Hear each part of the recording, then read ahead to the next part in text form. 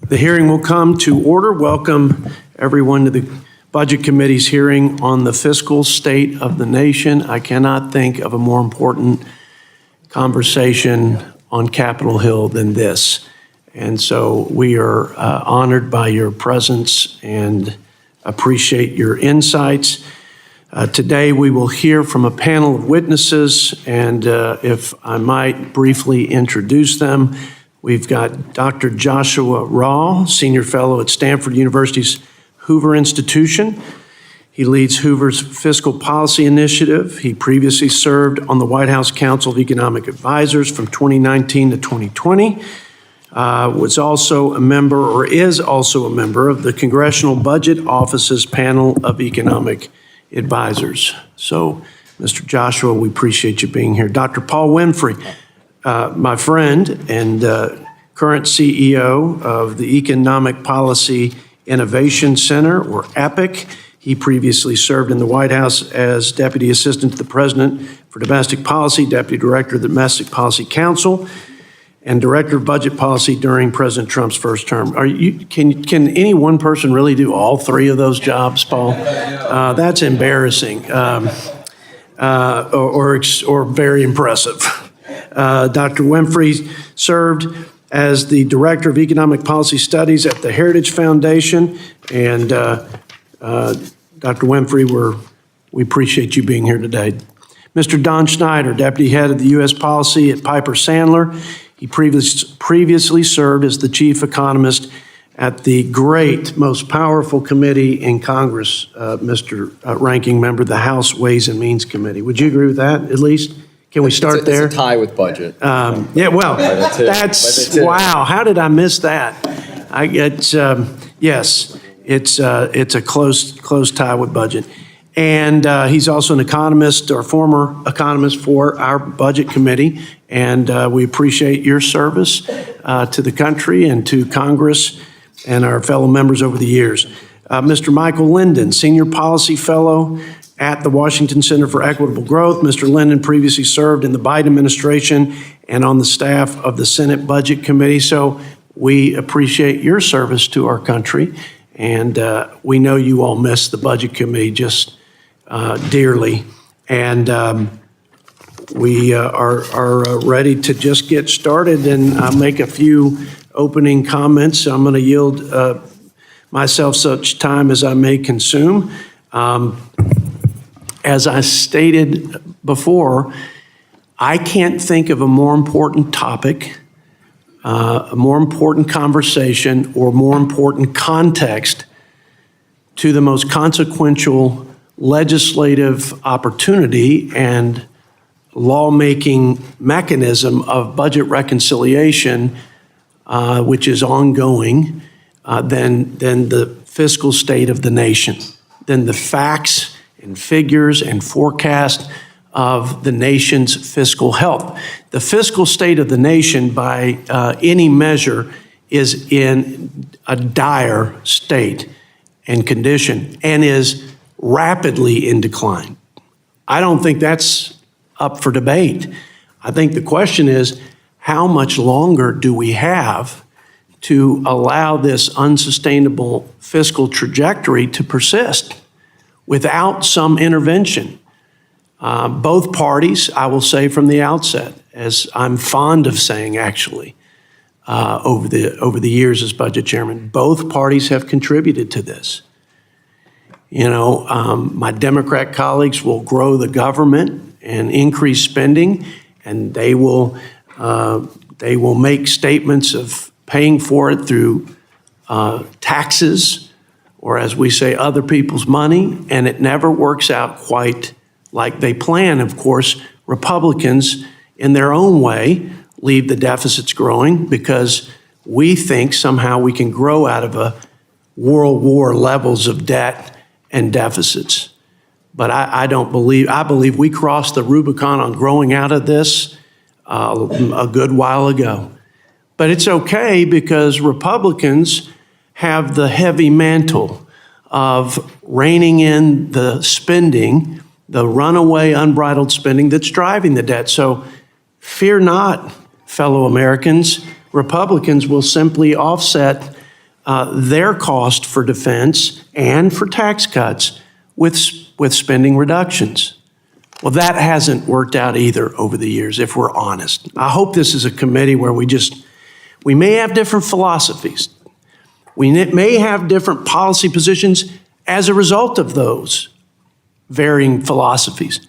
But I hope we can call the balls and strikes as they are, and because I don't think it serves anyone, especially the American people, if we don't set the table in a way that reflects the harsh reality of not just the fiscal state of the nation, but maybe more importantly, the fiscal or the state or condition of Congress. Because at the end of the day, I think we know what needs to happen. In this moment, Republicans have to rise to this generational opportunity to not just do what we've done and probably could do in our sleep, which is cut taxes and extend tax cuts, which I think is critical because growth is part of the solution. I think we have to make an investment in the first and most important job of the federal government, which is defense and all things national security. But we must, and it is an imperative, we must course correct and we must bend the curve on the automatic, unchecked, mandatory spending and the spending from entitlements, healthcare, welfare, and all the others that are going to drive this country off a fiscal cliff. And so in this moment, I don't think we're lacking for clarity on solutions, although I welcome those suggestions. I think what we're lacking in Washington all around, maybe among others like common sense and common decency, is courage. Courage to do what is necessary. Courage to do what every generation of American leaders have done when facing such an epic crisis that could, in fact, leave America irreparably damaged. Not just the economy, not just crowding out our ability to fund our national priorities like defense, leaving us weaker and more vulnerable to the risks around the globe, but to actually undermine the reserve currency status, our global leadership, and most importantly, as a father of 3 children, and I believe my Democrat colleagues feel the same way, robbing our children of the American promise and the American dream and the land of opportunities, and America as the dominant global influence. That's what's at stake. That's why we asked you all to come here. That's why we have to have this conversation as we prepare for the 26 budget cycle, but also, and probably most importantly, for Republicans who are meting out this reconciliation bill and trying to collectively meet this moment with something that will put our nation on track to restore fiscal health and unleash prosperity and have our best and brightest days ahead of us. So thank you for being here. Honored to be a part of this committee. Honored to serve alongside my colleagues on both sides of the aisle. And with that, I will ask my ranking member for his opening remarks before we get to the testimony. Well, thank you, Mr. Chairman. As you know, I always appreciate the spirit in which you conduct yourself and in these hearings, and the intellectual honesty that you have, even if we don't totally agree on a number of the specifics and come from different philosophies. You have, to your credit, said many times about both parties contributing to the national debt. I think I'll take issue as far as what percentage of the blame lies where. But nonetheless, I always appreciate the good bipartisan spirit you operate in. It's one of the reasons why you and I were able to work together on a piece of legislation that became signed into law last year to help the Congressional Budget Office serve Congress and the American people better. Now, as for this hearing, when I was told by my staff that there was going to be a hearing on the fiscal state of the nation, I have to admit, I made a prediction that was wrong. I said, surely the Republicans will cancel that hearing, because the last thing they want to talk about is what it has only taken Donald Trump 3 months to do to this fiscal state of this nation. Just think back to only 3 months ago. We had by no means a perfect economy, but we had an economy that was growing and had been growing for 4 straight years. We had inflation down to the low 2s, down almost exactly at target level, which would enable and was projected would enable the Fed to cut interest rates this year 3 times. All of that progress and things headed in the right direction. Every economist, liberal, conservative, moderate, predicting continued growth as far as the eye could see. 3 months later, what do we have now? Decline, a 0.3% contraction. It is projected next quarter, the quarter we're in now, will even be worse, which means that would hit the textbook definition of a recession. And prices? What did last week's report show? All that progress we made over several years getting back to the 2% target, gone. Prices jumped to about 3.5%, and that's before the full impact of the tariffs have taken effect. Markets down, prices up, growth down, and projected to get even worse. One person did that, the President of the United States. There have been multiple recessions in the last 25 years, 3 previous ones. 2001, which was prompted by the 9/11 terrorist attacks. 2008, the Great Recession, which was prompted by the collapse of the real estate bubble. And 2020, of course, which was prompted by the COVID pandemic. This is the first recession, I believe in my lifetime, entirely created by the policies of one president.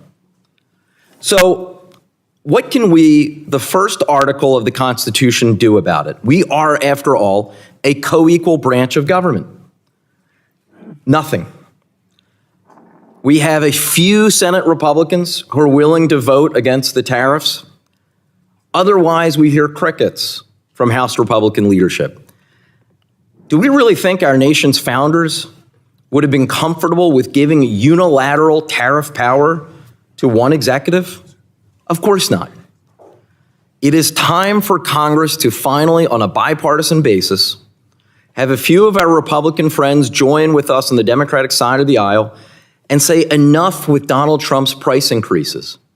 The American people literally can't afford it. Our economy can't afford it. Yet we don't see any action whatsoever in this regard. Instead, we see a reconciliation plan that is promising to provide up to $7 trillion of tax cuts, almost all of which will be debt financed. We hear a lot about deficit and debt. This bill will make things far worse. In fact, one very smart, not Democratic source that I talk to that follows the bond markets believes there is not sufficient demand in the international markets to buy all of the debt that we will soon be flooding onto those markets if the Republican reconciliation plan passes. It is true there are some in the House approach who have advocated the biggest Medicaid cuts in American history, the biggest cuts to nutrition assistance in American history, cuts to student loan programs, and much more. I vigorously disagree with those cuts. I disagree with it on principle and on philosophy. But I will say, at least there's an effort by some on the House Republican side to at least pay for some of their tax cuts. I don't think that's the approach, though, that we will by and large see. Instead, what we see is something called the current policy baseline. Now, this is terrible inside baseball speak, but let me very briefly explain what current policy baseline is.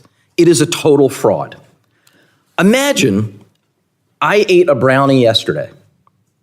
And because I ate a brownie yesterday, the brownie that I eat today will cost me 0 calories. And the brownie that I eat tomorrow, 0 calories. For the rest of my life, calorie-free brownies. Why? Because I'll have deemed, well, it's the current policy baseline. I had a brownie yesterday. Give me a break. We think we have a debt problem right now. Can you imagine if current policy baseline becomes the new norm around here? I predict both sides will use it. It will be just as, mark these words and save this, it will be just as disingenuous, regardless if he uses it, to pretend that something costs $0 and 0 calories when we know it just ain't so. So with that, I'll yield back, Mr. Chairman, and I will make a final plea. Let us stop the pain being inflicted on American families now before it's too late. Let's have Congress reassert its powers as it relates to tariffs and trade. I yield back. I thank the gentleman from Pennsylvania, and in the interest of time, if other members have opening statements, I ask that you submit them for the record. We will hold the record open to the end of the day to accommodate those members who may not yet have had time to prepare written statements. Again, we thank our witnesses for being here today. Committee's received your written statements, and they'll be made part of the formal hearing record. You will each have 5 minutes to deliver your oral remarks. Dr. Rauh, you may begin. It's Rauh, not Rauh. Rauh. Okay. Okay. They even gave me a phonetic Rauh in here. So, Dr. Rauh. Dr. Rauh, that's how it looks like it would sound. So, Dr. Rauh, you're going to start off. We got 5 minutes. And thank you for being here. Ranking Member Boyle, members of the committee, thank you for the opportunity to testify today. Interest payments on our national debt now surpass the entire defense budget. Deficits are approaching $2 trillion per year on $5 trillion of revenue. This path threatens our long-term prosperity and national security. I'm going to make 4 points. Additional details are included in my written testimony. First point, rising interest payments on the national debt are consuming ever larger shares of government revenue. Using the CBO's figures, I calculate that 18 cents of every dollar of federal revenue in 2024 went out the door to pay interest. That is scheduled to rise to 22 cents in 10 years, putting extraordinary pressure on the rest of the budget. It's likely to be much worse. The CBO projects that the 10-year Treasury yield will settle down gently at 3.8% in 10 years' time. It's around 4.3% today. But if bondholders don't like our fiscal trajectory, or the Fed has to fight inflation, interest rates could be much higher. Markets already think they will be. The current forward rate for 10-year Treasuries exceeds the CBO's projection by more than 1 percentage point. So, what happens if real interest rates on the federal debt rise very gradually over the next decade, ending just 1 percentage point higher than the CBO projects? In that case, interest payments would consume 29% of revenue in 2035, 10 years from now. And if you wall off the revenues from Social Security, from the Social Security payroll tax, interest would devour 40% of the remaining revenues in 10 years. In this scenario, the average rate of interest on the federal debt lands at just 4.6%, still well below the 9.2% high reached in 1982.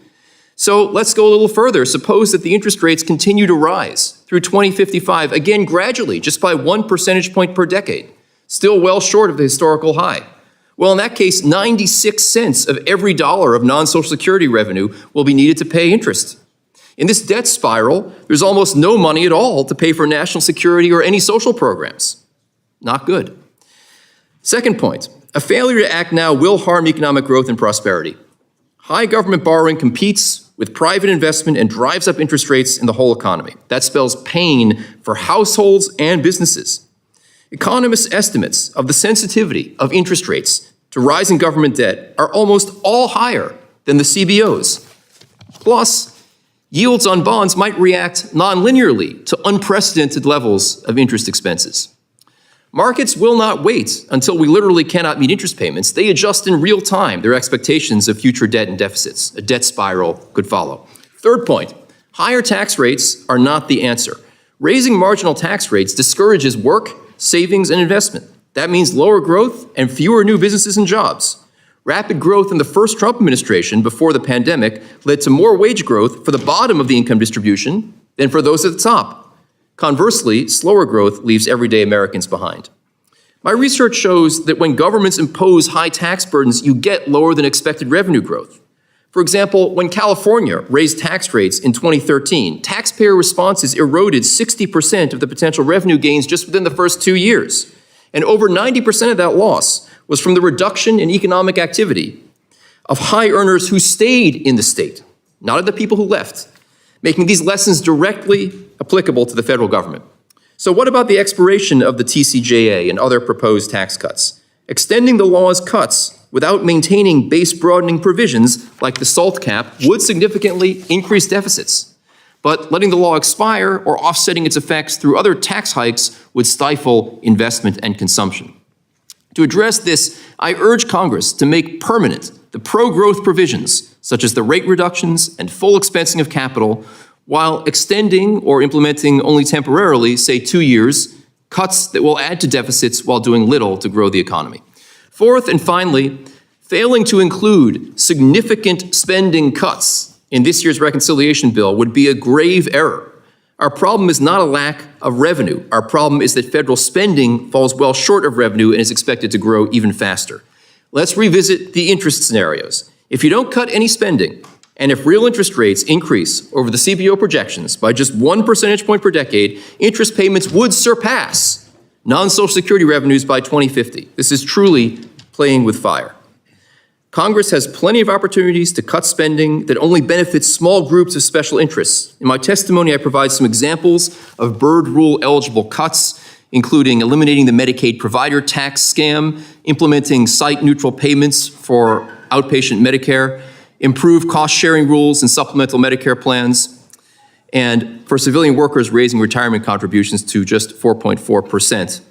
Achieving a sustainable federal budget will require far more cuts, but these would be a great start, saving nearly $1 trillion over the next decade. To conclude, there isn't much time left for action. We can't keep running deficits of 6% of GDP without major economic repercussions happening very soon. And I just want to end by saying, if your colleagues are concerned about the political risks of cutting spending, they should also consider the far greater political consequences that they will suffer in a debt crisis if they fail to act. Thank you for your time, and I look forward to your questions.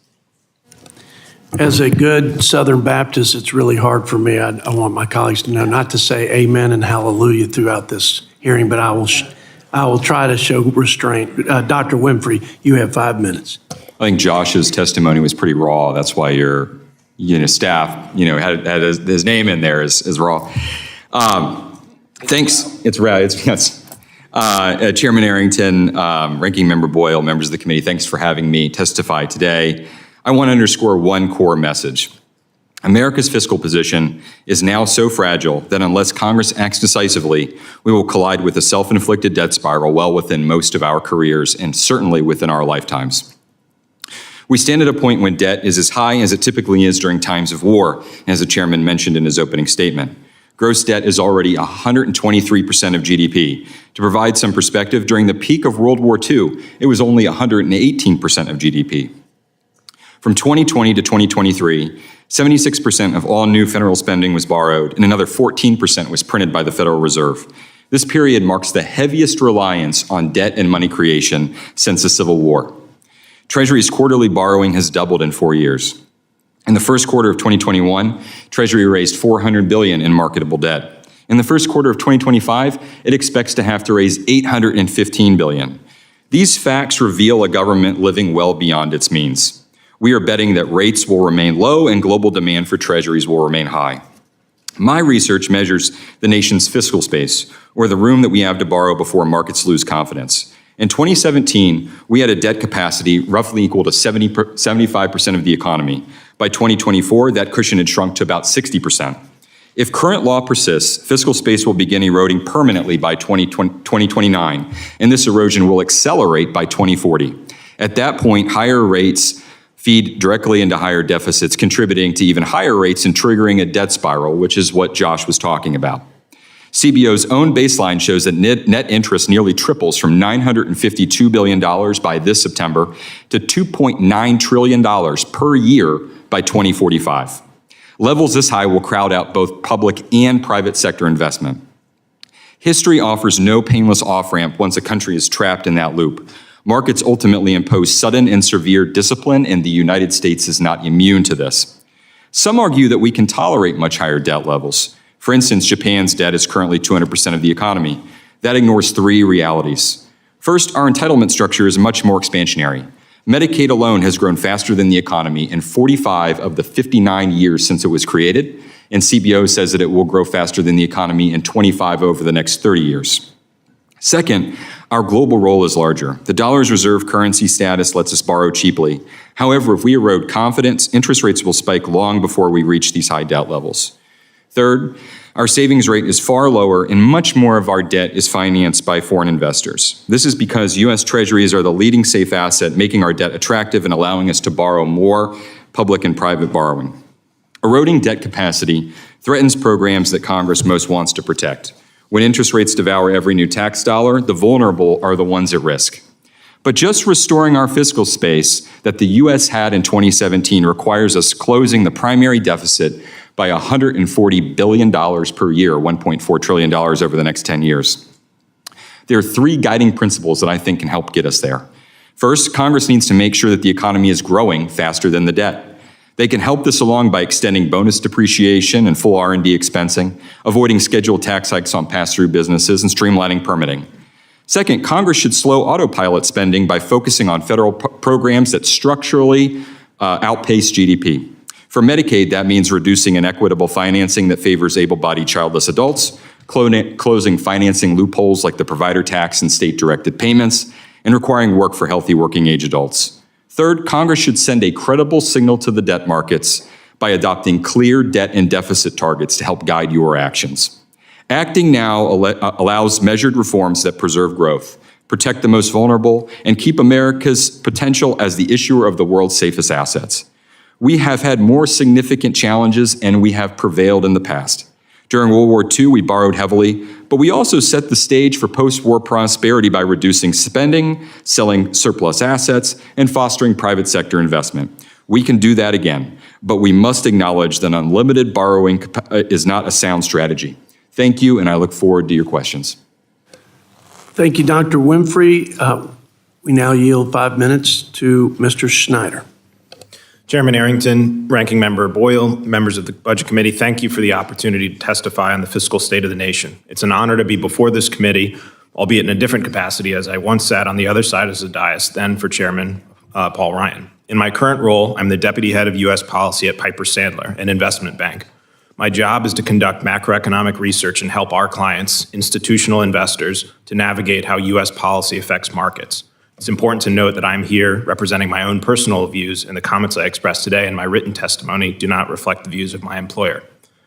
The current fiscal footing of the U.S. is dramatically out of step with our economic circumstances. Last year, the deficit was 6.4% of GDP, and the primary deficit, which excludes interest cost, was 3.3% of GDP. This is unprecedented given the U.S. was neither in recession nor at war.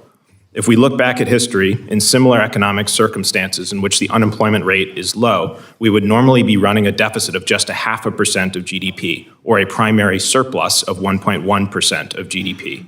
This means the primary deficit is now 4.4% of GDP larger than it has been in similar economic circumstances.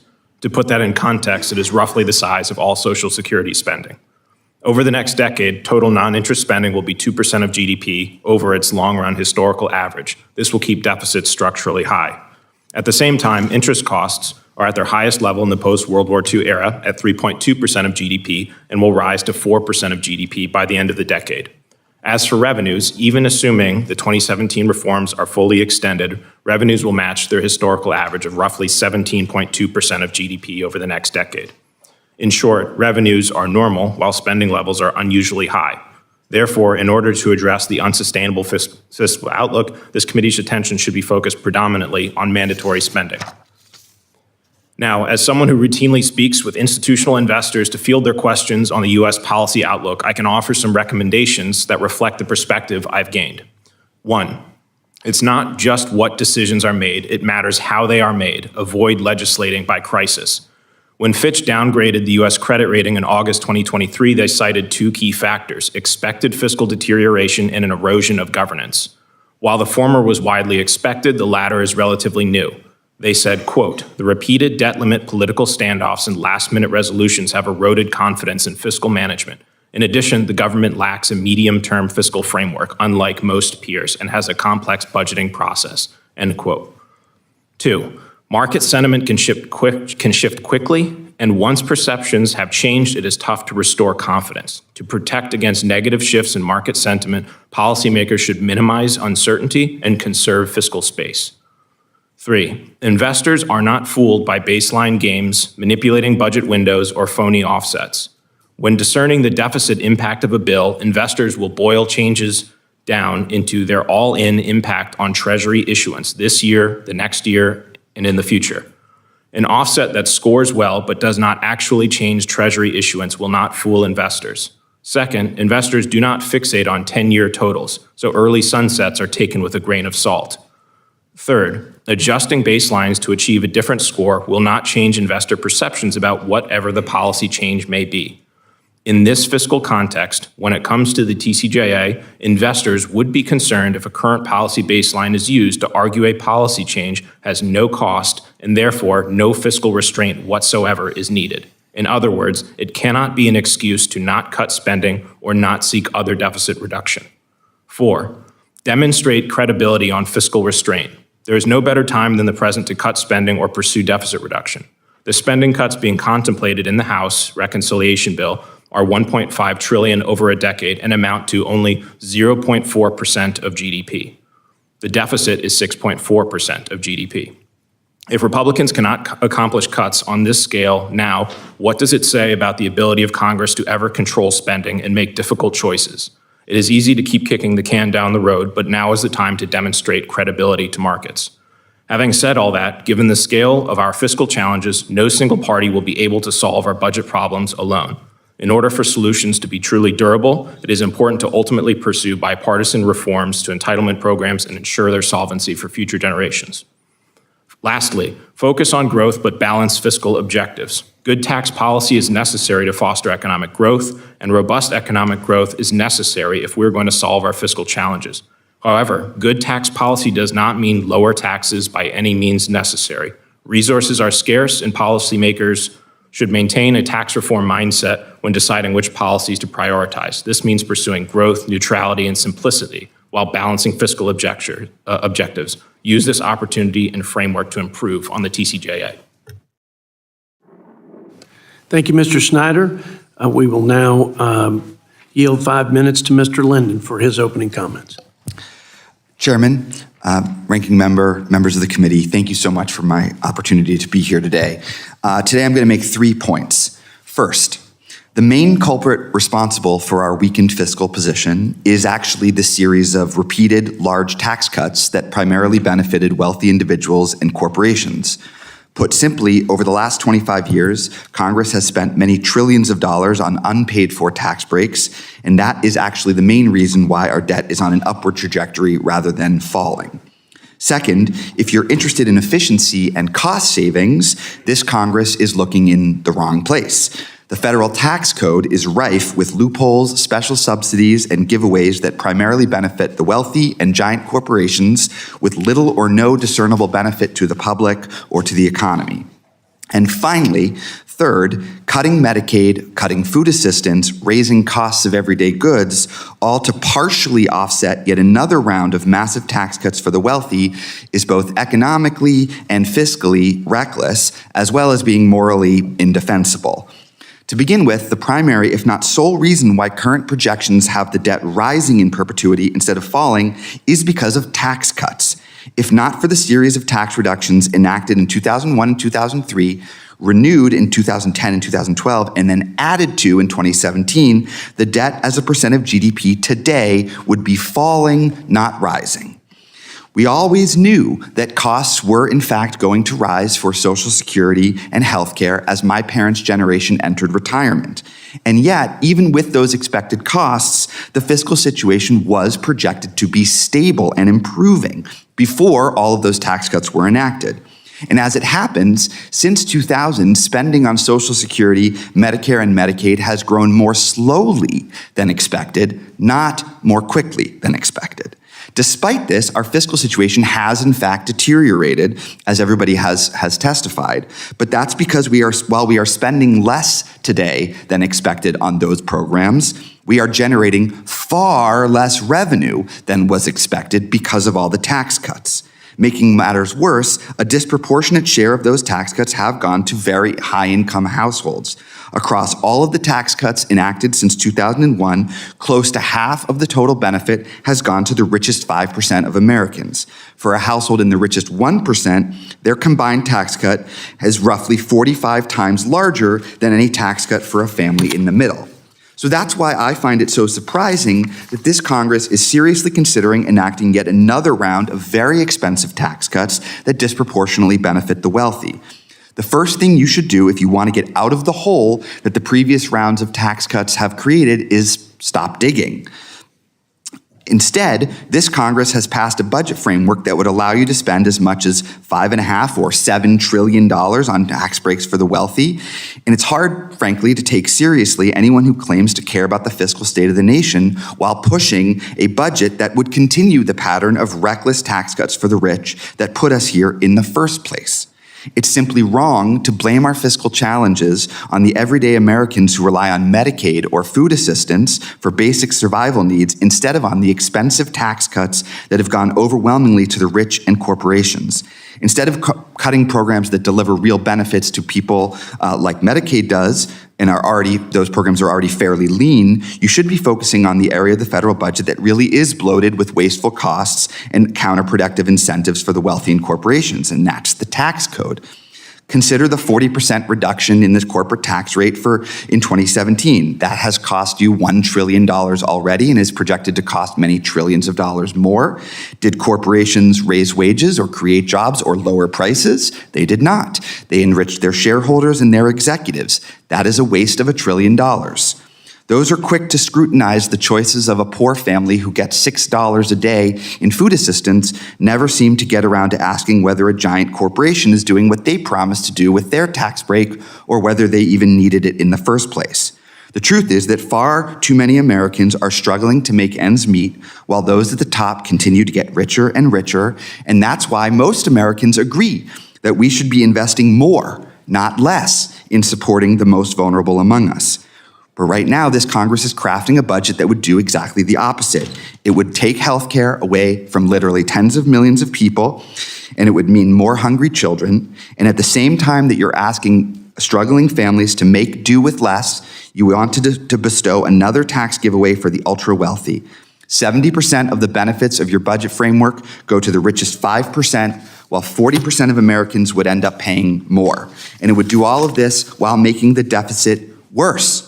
That is a terrible policy mix, and it's no surprise that the American people strongly oppose it. It is perfectly reasonable to be concerned about the fiscal state of the nation. I am. I appreciate this Budget Committee's attention to it. If you believe that it is a crisis that requires urgent action, why are you not willing to give up even a penny of tax cuts for corporations and billionaires instead of cutting Medicaid or food stamps? What is not reasonable and is totally backwards is asking millions of struggling families to pay more while the rich and corporations pay less. I thank the gentleman for his testimony, and we're going to now proceed to the Q&A portion of the hearing, and I want to yield myself 5 minutes. Let me start. I wasn't prepared to do this, but I think I need to set the record straight from some of the things that Mr. Linden said that I firmly disagree with, and I think the facts would demonstrate that in fact I'm correct. Also set the record straight from some of the things my ranking member said. Let's talk about the tax cuts real quickly.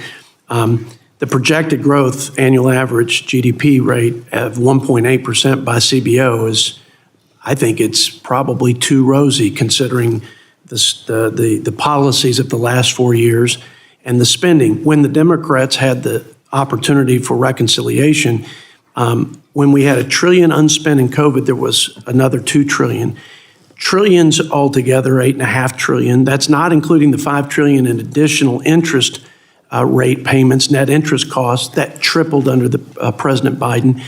Altogether, the inflation just completely ran away and was at 40-year highs. There was a cost of living crisis on the American people. Contrasting that with the tax cuts, we had record corporate revenue. We had 6 million people lifted out of poverty. You had wages increase by amounts we haven't seen or increases in over 20 years. The average family income grew by about $5,000. We had record investment, record repatriation. All boats rose on the tide of prosperity that was unleashed in part by pro-growth tax policies. I don't think my Democrat colleagues want to obstruct a successful extension of the tax policies that gave us such tremendous benefit. By the way, the top 10%, or rather the bottom 10%, wages grew nearly twice as fast as the top 10%, and real wealth for the bottom 50% of households rose 3 times faster than the top 1%. And in fact, the top 1% share of taxes increased. Our tax code became more progressive. In fact, we have the most progressive tax code, I think, among any developed country.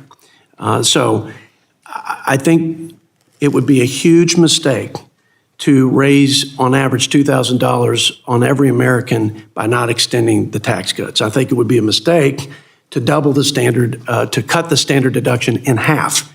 I think it would be a mistake to cut the child tax credit in half. I think it would be a mistake to have 26 million small businesses not get a lesser tax burden relative to corporations and the 20% deduction that would, in fact, spur growth, investment, job creation, and on and on. So my argument is simply we need to recognize there are real costs associated with tax policy, that not all tax provisions are created equally in terms of their dynamic feedback. And I think the bigger point is we need to grow debt to GDP as the metric of the fiscal health. We need to grow, but more than that, we need to rein in the spending that's driving us into a fiscal ditch that we may not ever get out of altogether. Now, the prices are down to some of the comments made by my ranking member. Job growth is strong. Core GDP is up. There were some challenges to GDP in the transition, and I think admittedly so, to getting to a fair and reciprocal trade dynamic, which I think is critical for the long-term health of our economy. But mortgage rates are down. Mortgage rates today, in the last few months, are down such that someone paying their mortgage over the life of the mortgage would save $32,000. So we have a stronger economy in just a few months, namely because we've sent the signal that we're going to stop the crazy runaway spending and that pro-growth policies, starting with about $200 billion worth to date in just a few months, 100 days, of lower regulatory burden on our small businesses, the job creation engine of this country. So in my last seconds, I'm going to get to the topic at hand, but I just feel like we have to keep everything down the middle here in terms of the reality of what we're experiencing. That doesn't change the fact that we're on an unsustainable trajectory. Mr. Winfree, you talk about the fiscal space, and you talk about how much time as we erode, I think the words are, and I have them somewhere, but we're seeing the erosion of that space before we have a cliff effect, some sovereign debt crisis.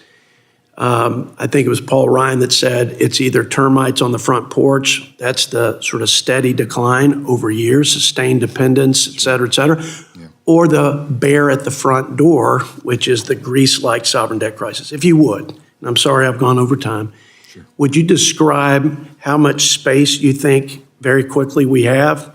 And I hope at some point we'll move on from there. Somebody will describe what happens if we don't get our house in order and if we don't intervene in this historic moment. And when I say we, I mean Republicans at this point. Mm-hmm. At some point, it's going to be Democrats and Republicans. At this point, what happens if Republicans don't do that, that main thing to address the runaway spending?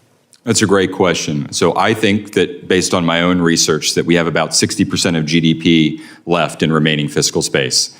So that's about, in marketable debt terms, about $18 trillion. Now that's not nothing. That's a pretty significant amount of fiscal space. The issue becomes is that if Congress continues to allow spending to be out of control and we were to have some crisis event like another natural disaster like the pandemic or a war or a major recession, we're going to eat up that fiscal space very quickly. And to get to the former Chairman Paul Ryan's hypothesis about what would happen, I think that it's much more likely today than it was even 10 years ago that we're going to have a Greek-like crisis event than just a slow growth event because of the situation that we're in and the rate at which we are deteriorating fiscal space. I yield 5 minutes to the ranking member. Before I begin my remarks, I would like to submit two things for the record. The first is I have breaking news for us out this morning. A letter from the Congressional Budget Office dated today, May 7th. The new CBO analysis shows that several policies Republicans are considering for slashing Medicaid would lose to millions of people losing health insurance coverage. Without objection. Just a brief description. The CBO analysis concludes that per capita caps for Medicaid expansion would result in 1.5 million more uninsured people by 2034. It also shows, the CBO confirms, blocking provider taxes could lead to 3.9 million Americans to also lose coverage. Without objection, so ordered. Thank you, Mr. Chair. And then the second one is a letter congressional CBO sent to me and to Ranking Member Frank Pallone. We have proclaimed loudly here that in the House Republican reconciliation instructions is an $880 billion target for cuts. The CBO confirms that by definition that would have to include, the bulk of that would have to come from Medicaid, assuming you're not touching Medicare. So I submit that as well. Without objection, so ordered. Thank you. Now, let me just be clear to continue the debate that that the chair mentioned in his remark. It's not my figures that showed the economy contracted last quarter. It's the Department of Labor figures, which last time I checked ultimately report to the President of the United States, Donald Trump. It is government figures that show, contrary to what anyone was projecting 3 months ago, this economy contracted by 0.3% in the first quarter. It is also the government's own figures showing that prices jumped dramatically from the low 2% range to 3.5%. Those aren't my figures. Again, those are, let's call the balls and strikes as they are, not as we wish them to be. Furthermore, the Yale Budget Lab, which does tremendous work, they have released a projection showing the average American family will lose $4,900 from President Trump's price increases. That is one hell of a tax increase on the average American family. Mr. Linden, can you talk, I know you're not with the Yale Budget Lab, but can you talk about who is actually paying the brunt of these dramatic price increases and what that will continue to do to our economy? Yeah, absolutely. And I'll just emphasize, you don't need to look at government statistics necessarily to know that things are not going well in the economy. Consumer confidence is way down. I think at also CEO level, surveys show a record low confidence, the likes of which we haven't ever seen before, and the survey goes back decades. CEOs and also small businesses have reported that they are concerned about the direction of the economy. That is all flashing red signs, and we really should be very concerned about that. And you're absolutely right, Congressman. Ultimately, these across-the-board tariffs are taxes on imported goods that Americans pay. Fundamentally, they pay those taxes. Now, you can talk about the purpose of the tariffs all you want, but at the end of the day, when you're asking regular, everyday people to pay more at the grocery store and for everyday goods in order to help finance a tax cut that is going to corporations, many of whom are shipping jobs overseas, I think most people would say that is a bad use of tariffs. That is a bad use of asking people to cut back while the wealthy and corporations get another tax break. It is a remarkable continuation of 40 years of Republican trickle-down economics. Big tax cuts that mostly go to the top 1%, and part of the revenue, lost revenue, is made up for tariffs that are mostly paid by average households. That's exactly right. That's exactly right. And I do want to emphasize, there is literally we've tried tax cuts for rich people. We've done it over and over again for many years. There is no evidence whatsoever that it ever trickles down to anybody else. In fact, we have evidence from the 2017 tax law that passed that corporations that received a tax cut did not raise wages for their workers, for the bottom 90% of their workers. They did raise wages for their executives. That's true. So there was a wage increase for corporate executives. There were more share buybacks. There was no price reductions. There were no more jobs created. They did raise wages for their executives, so if you want to call that an economic success, I suppose you can. Let me, in the time I have remaining, let me actually pivot to an area where we actually might have some agreement here, especially considering Mr. Schneider's remarks and yours, Mr. Linden, and perhaps from some others. Current policy baseline. You heard my remarks about it in my opening statement. Can you please address that? Sure. And I attempted to explain it with the brownie analogy, but if you would like to elaborate on that and just what it is, which is a total and complete fraud. Absolutely. And this is an area where I want to associate myself with my colleagues' comments and with the chairman's comments, and actually give some praise. Obviously, I had a lot of criticism for this budget resolution, but this body, the House, passed a budget resolution that accepted the simple fact that extending and creating new tax cuts over the next 10 years will indeed cost trillions of dollars of money, and that will increase the deficit. You did not use a current policy baseline gimmick. You did not take that easy path to pretend that those costs aren't there. I want to praise you all for voting for a budget resolution that was clear and honest. $4.5 trillion of tax cuts do cost money. And I think I want to associate myself with Mr. Schneider, that the markets will understand that. Common sense Americans will understand that it costs money. And now you can decide you want to pay for that. You could scale some of those back, but they definitely cost money and they will increase the deficit. Thank you. I yield back. I now recognize the gentleman from South Carolina, Mr. Ralph Norman, for 5 minutes. Thank you, Mr. Chairman. I want to thank you all for appearing. And Dr. Winfree, thank you for your hard work on what you've done with putting verifiable numbers up. It's just an overall disagreement with my friends on the left. They think tax money is theirs. When you look at what the DOJ Commission has found and waste and fraud and abuse, which would have never happened the last 4 years, or particularly under the Obama administration, this president has found. Last week, the Treasury went live with an automatic payment verification. They found $334 million in improper payments that had missing codes and no type verification at all. The Center for Medicare and Medicaid Services found that $2.2 million in genetic testing to patients who confirmed they never received the test. The list goes on and on. Dr. Winfree, you mentioned that between the 2020 and 2023, 76% of new federal spending was issuance of bonds. The other 14% was basically printing money. Walk me through if we don't follow through on the minimal amount that the House voted on with Republican support only, sent to the Senate, with the $1.5 trillion minimum cut, $2 trillion aspirational goal. Walk me through what happens when we hit the wall with debt if we fail to deliver on anything that we promise American people. Thank you very much. Good question.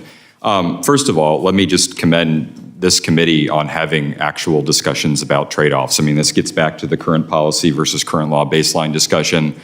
But there's been a lot of hard work done by this committee over the past year that has really set you all apart from, and I say this with great pain as a former senior staffer on the Senate Budget Committee from the Senate, where they're just behind the 8 ball. I think that it's hard to predict what will actually happen. But looking at other examples from other countries that have hit similar walls, one thing that we know will happen with a flood of debt is that if demand for debt goes up, but the supply of debt goes up, but the demand for debt doesn't follow it, then ultimately the price of debt will have to go up, because Treasury will have to offer higher prices or higher interest rates to get people to borrow our debt. What that will do is it will inspire investors to invest in Treasuries because they're getting a high price or a high interest rate for that, which will crowd out private sector borrowing. And so what we will see is investment in the public sector activities, all of the things that, even the things that folks can agree that the federal government should be doing, that will become much harder, while at the same time, the price of mortgages, the price of credit cards, the price of a car payment, all of these things will become much more expensive because all of the investors' cash will be flowing into the federal government to pay our debt service. And that's unsustainable because it triggers this cycling effect where the interest rates just keep getting higher and higher and higher because the debt service costs keep growing. And what effect on the interest rate that we're paying on the debt, which is now more than our military budget of $890 billion, approaching that, when that goes up, what signal is that going to send to the bond markets and to those who are trying to buy our debt, and to the manufacturing that we're trying to get back in this country? What message will that send? I think that the average interest rate that the federal government pays right now on debt is around 3.5%, something like that. If the interest rate goes up by 1 percentage point, it will increase costs that the federal government has to bear by about $3.3 trillion over a 10-year period, so more than $300 billion a year. And so, if we're talking about a world in which those interest costs are 5, 6, 7%, the debt service costs will explode. And again, that makes it harder for everybody to borrow, even folks who are, trying to open up a small business in the private sector. It's going to be a dead stop, a dead stop for the economy. And if we don't do it now with reconciliation, I don't know when we are. I hope we will take the challenges, particularly with Medicaid. It's not cuts, it's rearranging an inequity that should have been done years ago. If you're illegal, you should not get a check from the federal government. If you don't work, if you're healthy, you should not get a check to the federal government. And that's where we're facing now. And we've got a barrage of negative criticism from the media. We've got to stand tall and have the courage to do it. Thank all of you for coming. I thank the gentleman from South Carolina and now recognize my friend from Texas, Mr. Lloyd Doggett. Well, thank you, Mr. Chairman. Our soaring national debt represents the number one threat to our nation, according to Speaker Johnson, and it is a time bomb, according to the Senate Republican leader. You've just told us this morning, Mr. Chairman, that we're in a dire state, rapidly in decline. And so what is the Republican answer to this situation? Well, there appears to be some division about how to respond to it, and the division is over the highly misnamed Big Beautiful Bill. And the question is not whether to contain the debt, but by how many trillions of dollars to make it worse. The Republicans are determined to increase the size of our national debt by trillions of dollars. They're not saying how we reduce it, they're saying how we expand it. And the budget that came out of this committee is designed to do just that. Also, Elon Musk and Trump's other billionaire buddies can get more tax breaks. Of course, we've already had this very year a tax cut because the president's top trade advisor, Mr. Navarro, and his official White House spokesperson has told us that tariffs are really a tax cut. And while this is total nonsense, I've yet to hear one Republican dispute it. Unfortunately, they're in a cult that the role of Republican Congress members is mainly to parrot whatever nonsense comes out of the White House. And I'm sure that the tax breaks coming from this big, beautiful bill will do just as little to help most working families as the alleged Trump tariff tax cut has done for them. Unfortunately, Republicans seem to have been denying themselves any free will. They're locked in bondage to an autocrat who has boasted that he is the king of debt, and indeed he is. And as Trump's tariffs wreck our economy and imperil so many small businesses, a number of which, if he maintains his current policy, will fail this year, in my area and across the country, the cost of this debt financing will soar. The testimony we've heard this morning from the Republican witnesses is correct that we are already over $1 trillion in interest payments, and we're headed toward $2 trillion, particularly given the cost of interest rates going up as a result of Trump's failed economic policies. We're faced with choosing between fiscal responsibility and more tax breaks for billionaires, and Republicans always go with the billionaires. They have an insatiable drive for more tax breaks. Their insistence as well on protecting tax cheats has already cost us billions of dollars. And this all instead of our doing what is necessary to contain the debt that we already have. Imagine that this committee actually sent an instruction to the Ways and Means Committee, on which I and the chairman serve, to raise the debt by $4.5 trillion. That's the instruction and the guidance in response to all the expressions of grave concerns that are occurring here. And as for Trump and Musk Doge, it's been little more than a charade to create the illusion that their attacks on federal initiatives they don't agree with are going to help pay for tax benefits for the ultra-rich. Doge has failed to identify one case of fraud that it would submit for prosecution, as they should if they found any fraud. And while it certainly wrecked a number of valuable programs, it is yet to generate genuine savings. Indeed, there's some analysts who say it will ultimately cost more because of Musk's slash and burn approach than it saved, if it saved anything. If this Congress wanted to put Social Security and Medicare and other vital investments on a sound financial footing, Mr. Linden, what action do you think we should take? Thank you for that question. Look, the bottom line is that we have been cutting taxes mostly for wealthy people and corporations for the last 25 years. And it is the primary reason that we have a deficit, projected debt to increase. I want to repeat what I said earlier. If we hadn't done those tax cuts, even with the increases in costs associated with the retirement of the baby boom generation, we would be on a stable and declining debt trajectory right now. So if we want to shore up the finances of those programs and make good on our commitments to America's seniors, people with disabilities, America's veterans, the first thing we should do is stop cutting taxes for rich people and corporations. It is baffling to me. But they always claim that those tax breaks will pay for themselves, although the evidence is clear they don't. This time it will, I'm sure. It never has before, but I guess this time maybe it will. I don't think that's going to happen. And then what you end up with is a few years later, we have another hearing like this where we complain about why the debt is so large, and nobody ever talks about the fact that we've been spending trillions of dollars every year on tax breaks that go mainly to the wealthy and corporations. If you want to reduce the federal deficit and if you say it is a major crisis and it's a concern, a number one concern, the top concern, maybe don't do a budget that increases the deficit by giving tax breaks to wealthy people and corporations. Thank you, Mr. Chairman. I thank the gentleman from Texas and now yield 5 minutes to our friend from California, Mr. McClintock. Thank you, Mr. Chairman. For 4 years, I unsuccessfully warned my Democratic colleagues that you cannot spin the economy. Every person knows exactly how the economy is doing in their own lives, and any politician who tries to tell them otherwise just looks foolish. The Democrats' tax, spend, regulate, and waste policies led to a 4-year decline in real wages, and no matter how they tried to spin it otherwise, people knew better. Now that same warning applies to our side of the aisle. The only economic indicator that matters is how Americans answer this simple question next year. Are you better off today than you were 2 years ago? We can't answer that question for them.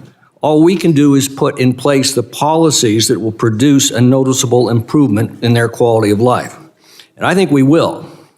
Doge has revealed the staggering amount of sheer theft of public resources going on just below the surface of our government bureaucracies, and this has to stop. The sooner we can stop the thieves, shut down the scams, and recover the hundreds of billions of dollars of taxpayer money with rescissions, the better. The Biden socialists imposed nearly $2 trillion of regulatory burdens on the economy, driving up costs and suppressing productivity. Those have to be rolled back, and they are. By opposing extension of the TCJA, the Democrats are advocating the largest tax increase in American history that will take another $1,500 a year in annual taxes from a family that earns just $75,000 a year. Republicans have to stop them. And while we enact additional tax and spending cuts, and that's what the reconciliation battle is all about. For 4 years, the Democrats facilitated and encouraged the largest illegal mass migration in history, gleefully admitting 8.5 million unvetted and impoverished illegal aliens into our country, costing American taxpayers $160 billion a year to support, and flooding the labor market with cheap illegal labor, which suppressed family wages. This is all coming to a screeching halt. And then finally, we have the trade situation, and we need to be very clear on this. Tariffs hurt the economy of whatever country imposes them. There's no way around that. Their only justification is to leverage trading partners to lower their trade barriers, benefiting both countries. I hope and pray that this is the direction the president's heading. If he isn't, it will be one of the most tragic acts of self-sabotage in recorded history. But if he is, then we could see within a few months the beginning of a new age of global free trade and the explosive economic growth that that can produce. A few weeks ago, I told him the sooner we could start getting rescission bills and bilateral free trade agreements, the better, and he said he wanted to send us a lot of both. Spending restraint and frugality, $2 trillion of regulatory liberation, tax relief to give families breathing room again, an end to illegal immigration and its enormous cost to taxpayers and working families, and a new era of global free trade. These are the policies that we have to have in place by summertime. If we're successful, then within a year, I think we could see the greatest economic expansion in recorded history.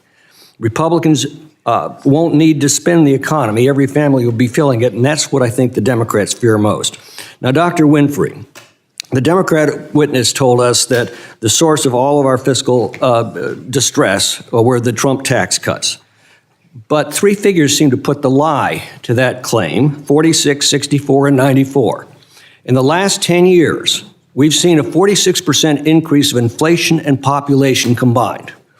We've seen a 64% increase in revenues after the Trump tax cuts.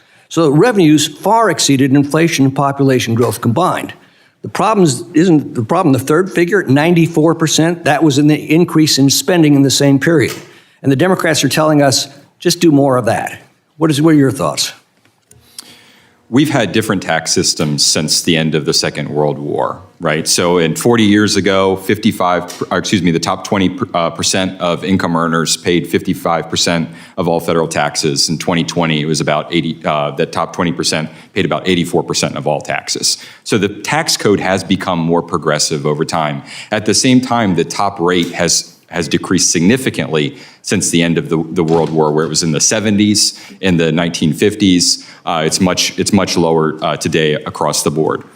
And despite those different tax systems, we've raised about the same amount of revenue, about 16 to 20% of GDP, depending on how much the economy is growing.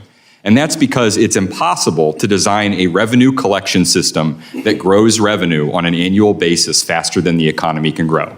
At the same time, there are spending programs, and including Medicaid, I mentioned it in my testimony, that have grown faster than GDP in 45 of the last 59 years. That's the problem, right? We have these structural inequities within the spending system that are pushing spending growth higher and higher and higher every year. And at the same time, it's impossible to design a revenue collection system that grows faster than the economy. So in 4 words, it's the spending stupid. I thank the gentleman for unparalleled clarity and succinctness. And now ask that our friend from California, our other friend from California, Mr. Scott Peters, take over for Q&A for 5 minutes. I won't tell them you have friends from California, Mr. Chairman. Keep that. So, I kind of laugh about this the big ominous tax increases that Republicans fear and warn of, but it's what they wrote into their bill in 2017. They wrote these tax increases into their bill. that not all of them would go back up, but some of them would go back up because they knew it cost money to do these tax decreases. They weren't playing by the rules of the Senate where they had some sort of current policy baseline pretense that it didn't cost money to give up revenue. And I want to just say, it's not the Democrats who fashioned this tax increase that's in law today. It was the Republicans who did it in 2017. The corporate rate, I understand, will stay at, the reduction is permanent. I always thought 35% was too high. All Dave Camp ever asked for in the Ways and Means Committee was 25%. It went to 21%. I think that's about $400 billion a year, extra revenue that we lost. But the individual rate would go now, under the Republicans' plan, would go from 37 up to 39.5%. I'd ask the gentleman, Dr. Rauh, I'm sorry. In your testimony, you say letting the law expire, offsetting its effects through other tax hikes would stifle investment and consumption. Do you believe that if the marginal tax rate went from 37 to 39%, the top rate, that would stifle investment and consumption? Thank you for the question, Representative Peters. Yes, I do. And that belief comes from my research on what happened when California raised its top marginal tax rate on high earners by 3 percentage points. And it's not, as I mentioned in my remarks, it's not so much the people who are leaving California that are driving these economic effects, but the people who are staying and the evolution of their taxable income. Do you have modeling on that particular number, yes, 37 I have modeling to 39%? on that. That's going to stifle investment? I have modeling on the research that I mentioned. And what was the top rate in the 1950s when Mr. Winfree said there's so much growth? It was 90%, wasn't it? With a very narrow tax base that had so many deductions that the average tax rate was similar. You know, I just want to respond to something seems to me. No, I only get 5 minutes, so I would just say it seems to me a little bit ridiculous that we should object to what Republicans wrote would happen. A 2.5% slide. And I think also the pain that people will feel, the millionaires will feel from paying 39.5% rather than 37. You also have to consider the fact that Republicans aren't going to make these cuts, folks. They're not going to do it. We're talking about we're not talking about making $2 trillion of cuts to the annual deficit here. And the Senate, I think, literally talks about less than $10 billion of cuts. They are not going to make the cuts that you gentlemen say we need to do. And the other thing I think we should keep in mind is if they made those cuts, they wouldn't be applying them to reducing the annual deficit. Every year, we're now borrowing $2 trillion just to pay our expenses. No household or small business would do that, but that's what we're doing. And that's why the debt goes from 36 to 38 to 40 to 42. And no one in this room is doing anything about that annual borrowing. It is not the spending, it is the borrowing, stupid. It's the borrowing. And the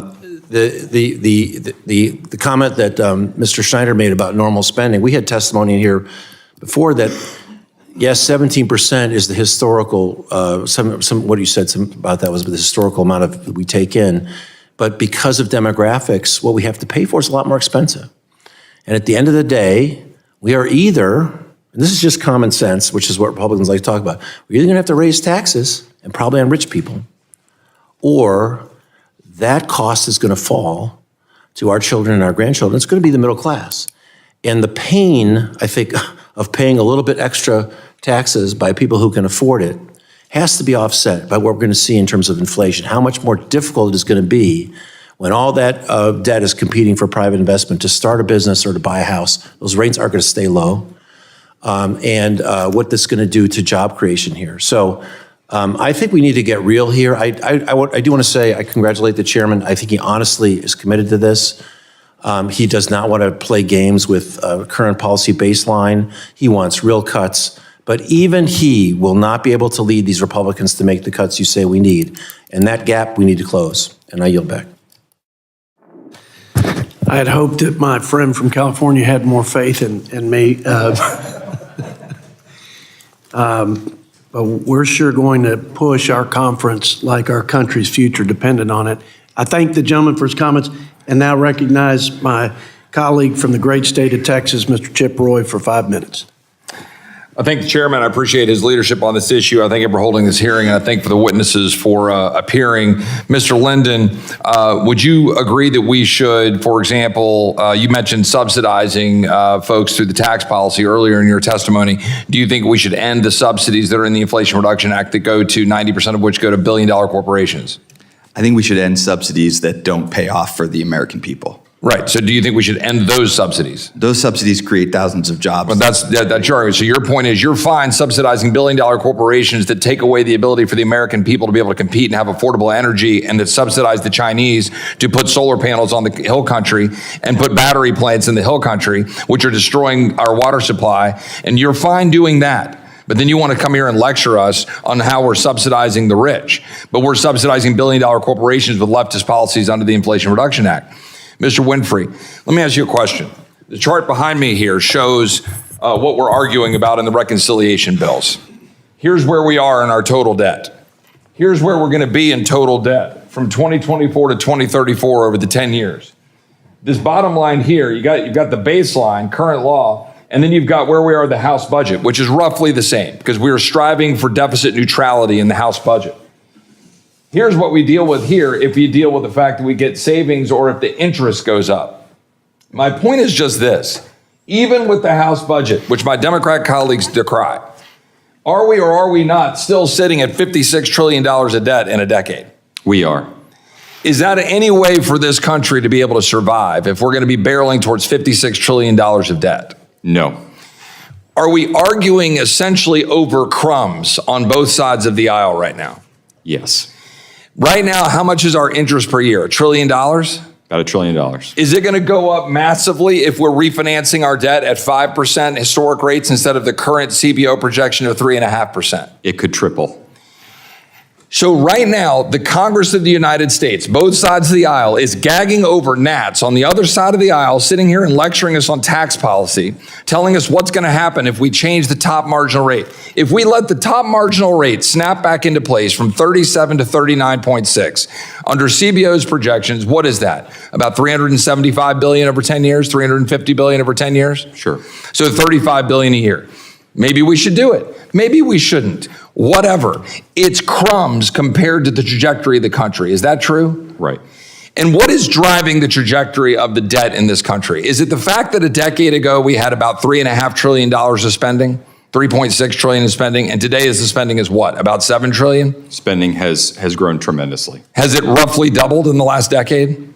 Yes. And what is one of the primary drivers of that inflation? Yes. Inflation is a big part of it, has been. But a huge chunk of it are the policies that we're choosing, correct? That's right. And the policies also drove the inflation. Correct. And is Medicaid a key part of that issue? Yes, Medicaid's a major part of the issue. Has Medicaid gone from $400 billion in 2019 to over $600 billion in 2025? Yes. Is it projected to be over $1 trillion by the 2030s? It is. Is that something that is funded by any tax, or is that straight up out of our entire general revenue? It's out of Treasury general revenue. Unlike Medicare or Social Security, correct? That's right. Are we not, through Medicaid, currently subsidizing the able-bodied massively more than we are the vulnerable for whom Medicaid was actually designed to serve? We are. Are we doing that at a 90% federal level instead of a 50 to 70% level that we currently do for the vulnerable? That is, the able-bodied get 90%, 90 cents on the dollar. The vulnerable population, the poor, the people who hurt, the people for whom Medicaid was created, they get 50 to 70 cents on the dollar. Is that correct?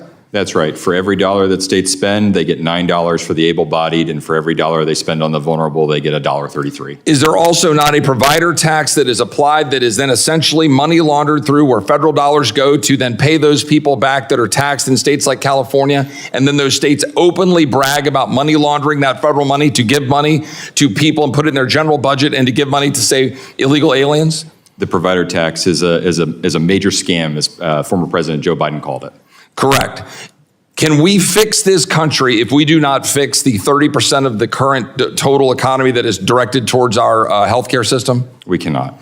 Can we possibly balance the budget if we do not address the fact that Medicaid is bankrupting us through our spending that we've increased over the last decade and that it's exploding, due precisely to Obamacare expansion, where the able-bodied are getting subsidized at 90 cents on the dollar compared to the vulnerable population? Is it possible to balance the budget and get our fiscal health back if we don't responsibly address that? It all comes back to the healthcare entitlements, and the one that we've seen grow the most over the last 4 years, $1.2 trillion over a 10-year period, is Medicaid. Thank you, sir. I yield back. I thank the gentleman from Texas and recognize our colleague and friend Jimmy Panetta from California for 5 minutes. Thank you, Mr. Chairman. I appreciate that. And Mr. Roy, I appreciate what you had to say about the debt and deficit. However, I'm sure when it comes to Medicaid, I think there are plenty of Republicans who will have a lot to say in your discussions coming up here. Mr. Chairman, I appreciate today's hearing. Obviously, I think it is an important topic that that many of us have been outspoken upon in regards to basically placing our country on firmer fiscal footing. That is why I'm concerned with the majority's reconciliation bill, that there are estimates that are out there, legitimate estimates, that it would add up to $6.9 trillion to the debt. And as many of you have noted in your testimony, our fiscal situation is already unstable.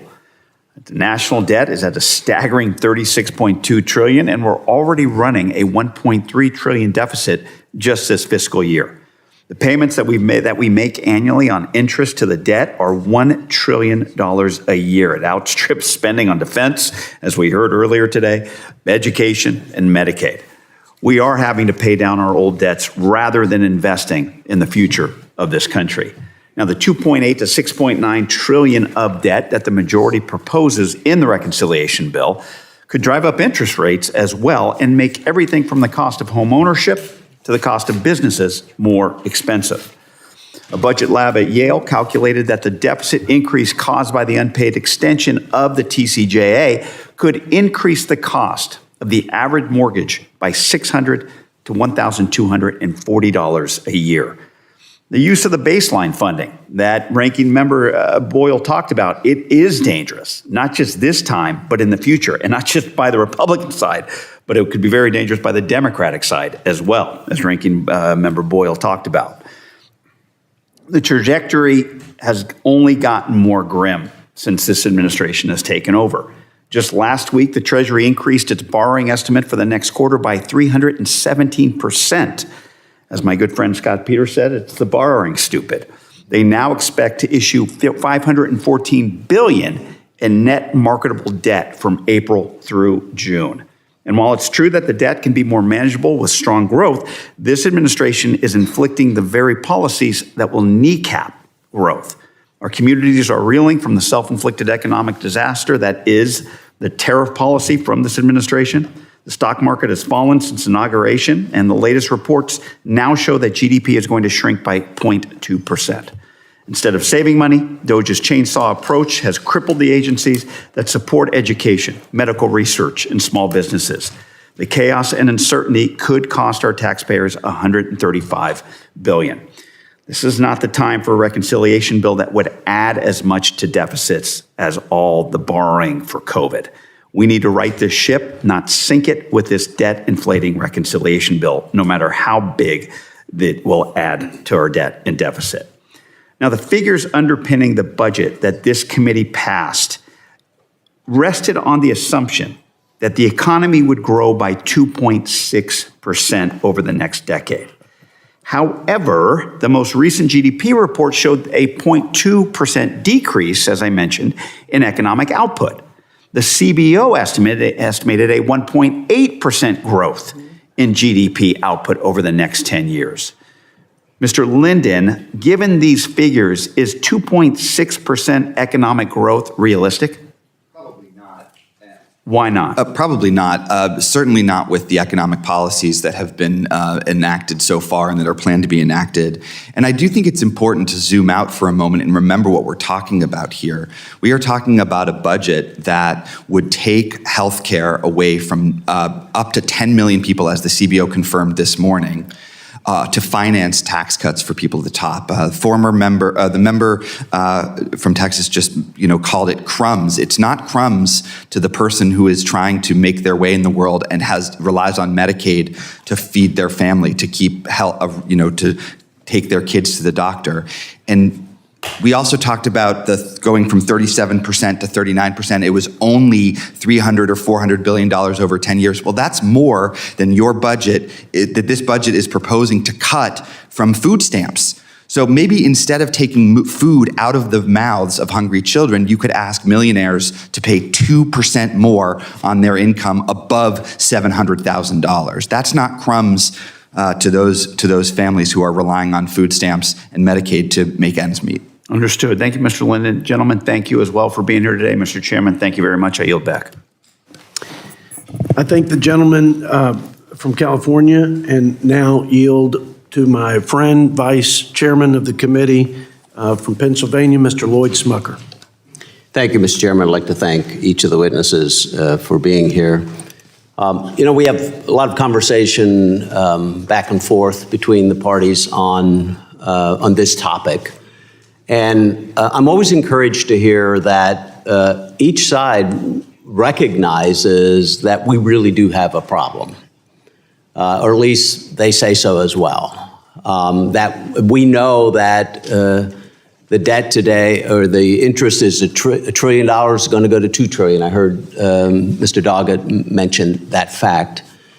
And then it sort of breaks down there. We can't have a real discussion around how we're going to resolve this. And that's really, really disappointing. And now I'll give credit to a few members on the other side, Mr. Panetta and Mr. Peters, who voted for, I think it was just the two of them, who voted for a debt commission, a fiscal commission that I think is absolutely critical to have the kind of conversation with the American people about exactly where we stand. So I do applaud them for that. But I want to go to something that Mr. Peters had just said when he was in the discussion with you, Mr. Rauh.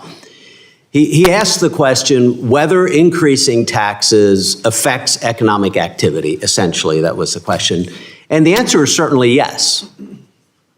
Otherwise, let's just make the tax on the top earners 100% if it doesn't impact economic activity.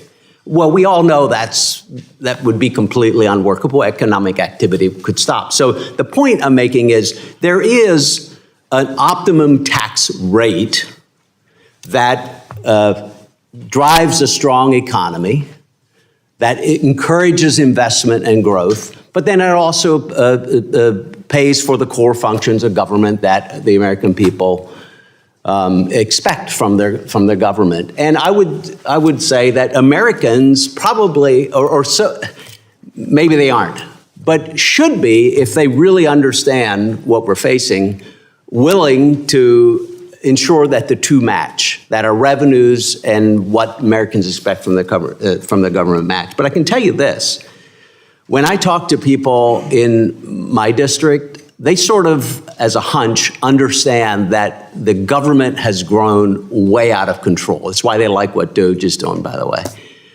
where we literally are finding that there's much more waste, even fraud, like people ripping off the American taxpayer. And people have always expected that would be the case. They also think the federal government is bloated. We're spending far too much. And that's, I think, the point I want to make here. And either Mr. Winfree, Mr. Rauh, you could answer this. My understanding is that revenues generally throughout our history have been roughly 17, 18% of GDP. Does that sound right? Or at least throughout the last 50 years? 30 years. The last 30 years? Yeah. And how much has spending increased during that time? Spending averages 21.1% of GDP over the last 30 years, and it's currently 23.7%. So 2.6% of GDP higher. And so that just goes to show, all these claims that the problem is that we don't have enough revenues. That's not correct. The problem is that spending has increased.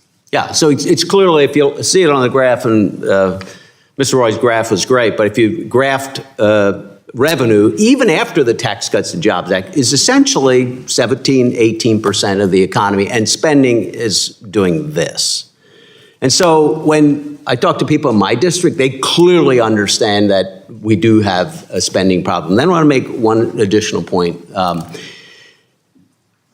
Democrats talk about the Republican tax bill as a tax cut for the rich. But this isn't quite true, right?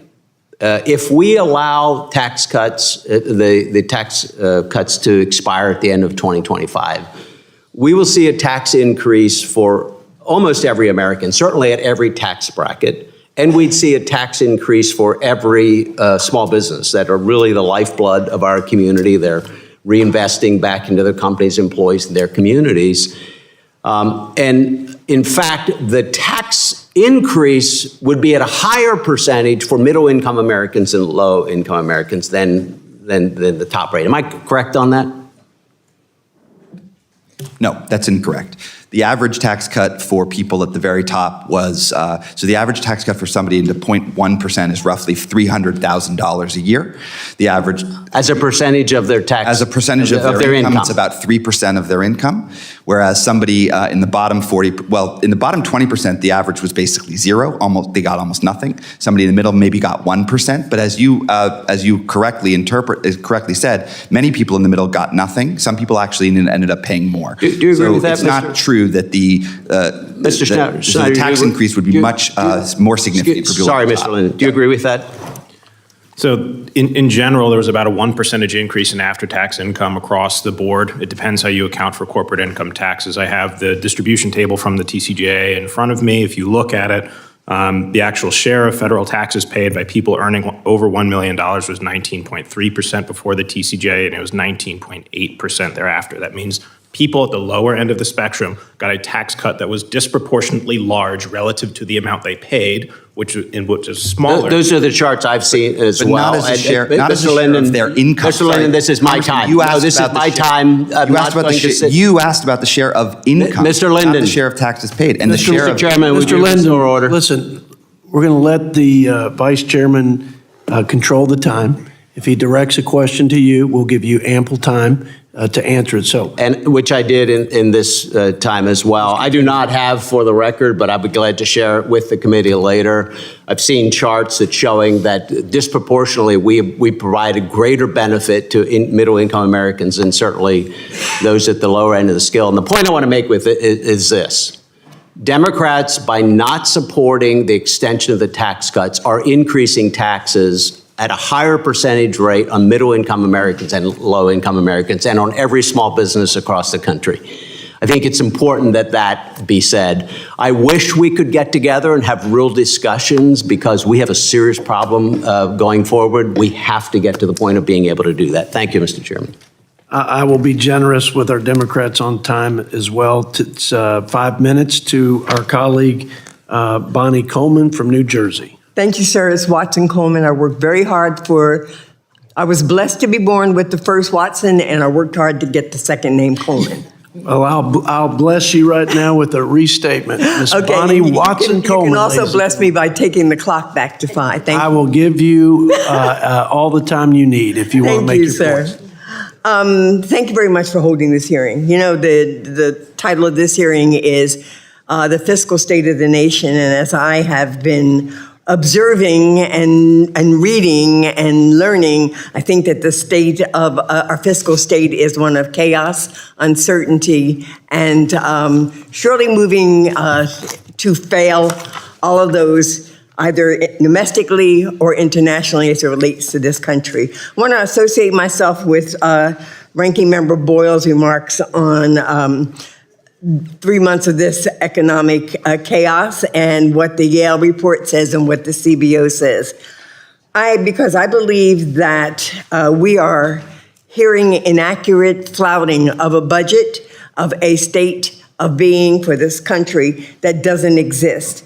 And I think that DOGE has a big part in having us misunderstand where we are.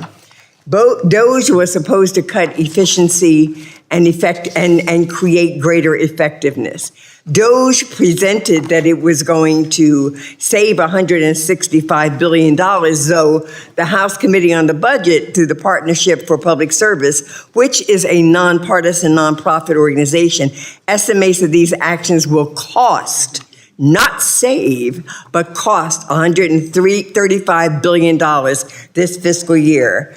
Slash spending on federal aid by dismantling U.S. aid to only a subsection within the State Department, cutting contracts primarily with agriculture and food assistance, not saving this country and not becoming more efficient in what we do, but negatively impacting those who need us most. Laid off over 200,000 federal workers, with another 75,000 who've accepted deferred resignations, including over 11,000 IRS employees during tax season, and seeks to lay off more. These cuts to IRS will significantly increase the deficit. For example, the Yale Budget Lab estimates that laying off 22,000 IRS employees will cost the government $8.5 billion in lost revenue in 2026 alone, and nearly $200 billion over the decade, because they won't have the resources to challenge those submissions or even to go after those who fail to even submit anything. So let me say that it concerns me greatly when my colleagues refer to DOGE as anything positive, including with their little boys calling the big boss the big balls, which is another suggestion of their being totally inadequate in this space. I want to talk a little bit about Medicaid. One of the reasons I guess Medicaid increases in cost is because we live longer, more in nursing homes, more children, more folks financially qualified, because we have taken money out of the revenue stream by giving such generous tax breaks to the very, very, very wealthy individuals and corporations. And we propose to do so again and act like this has zero impact, as if that brownie we ate yesterday, when we again eat it tomorrow, doesn't give us additional calories. So I want to talk to you, Mr. Linden, because London, I am very concerned about taking a hatchet, so to speak, to those most vulnerable in our communities.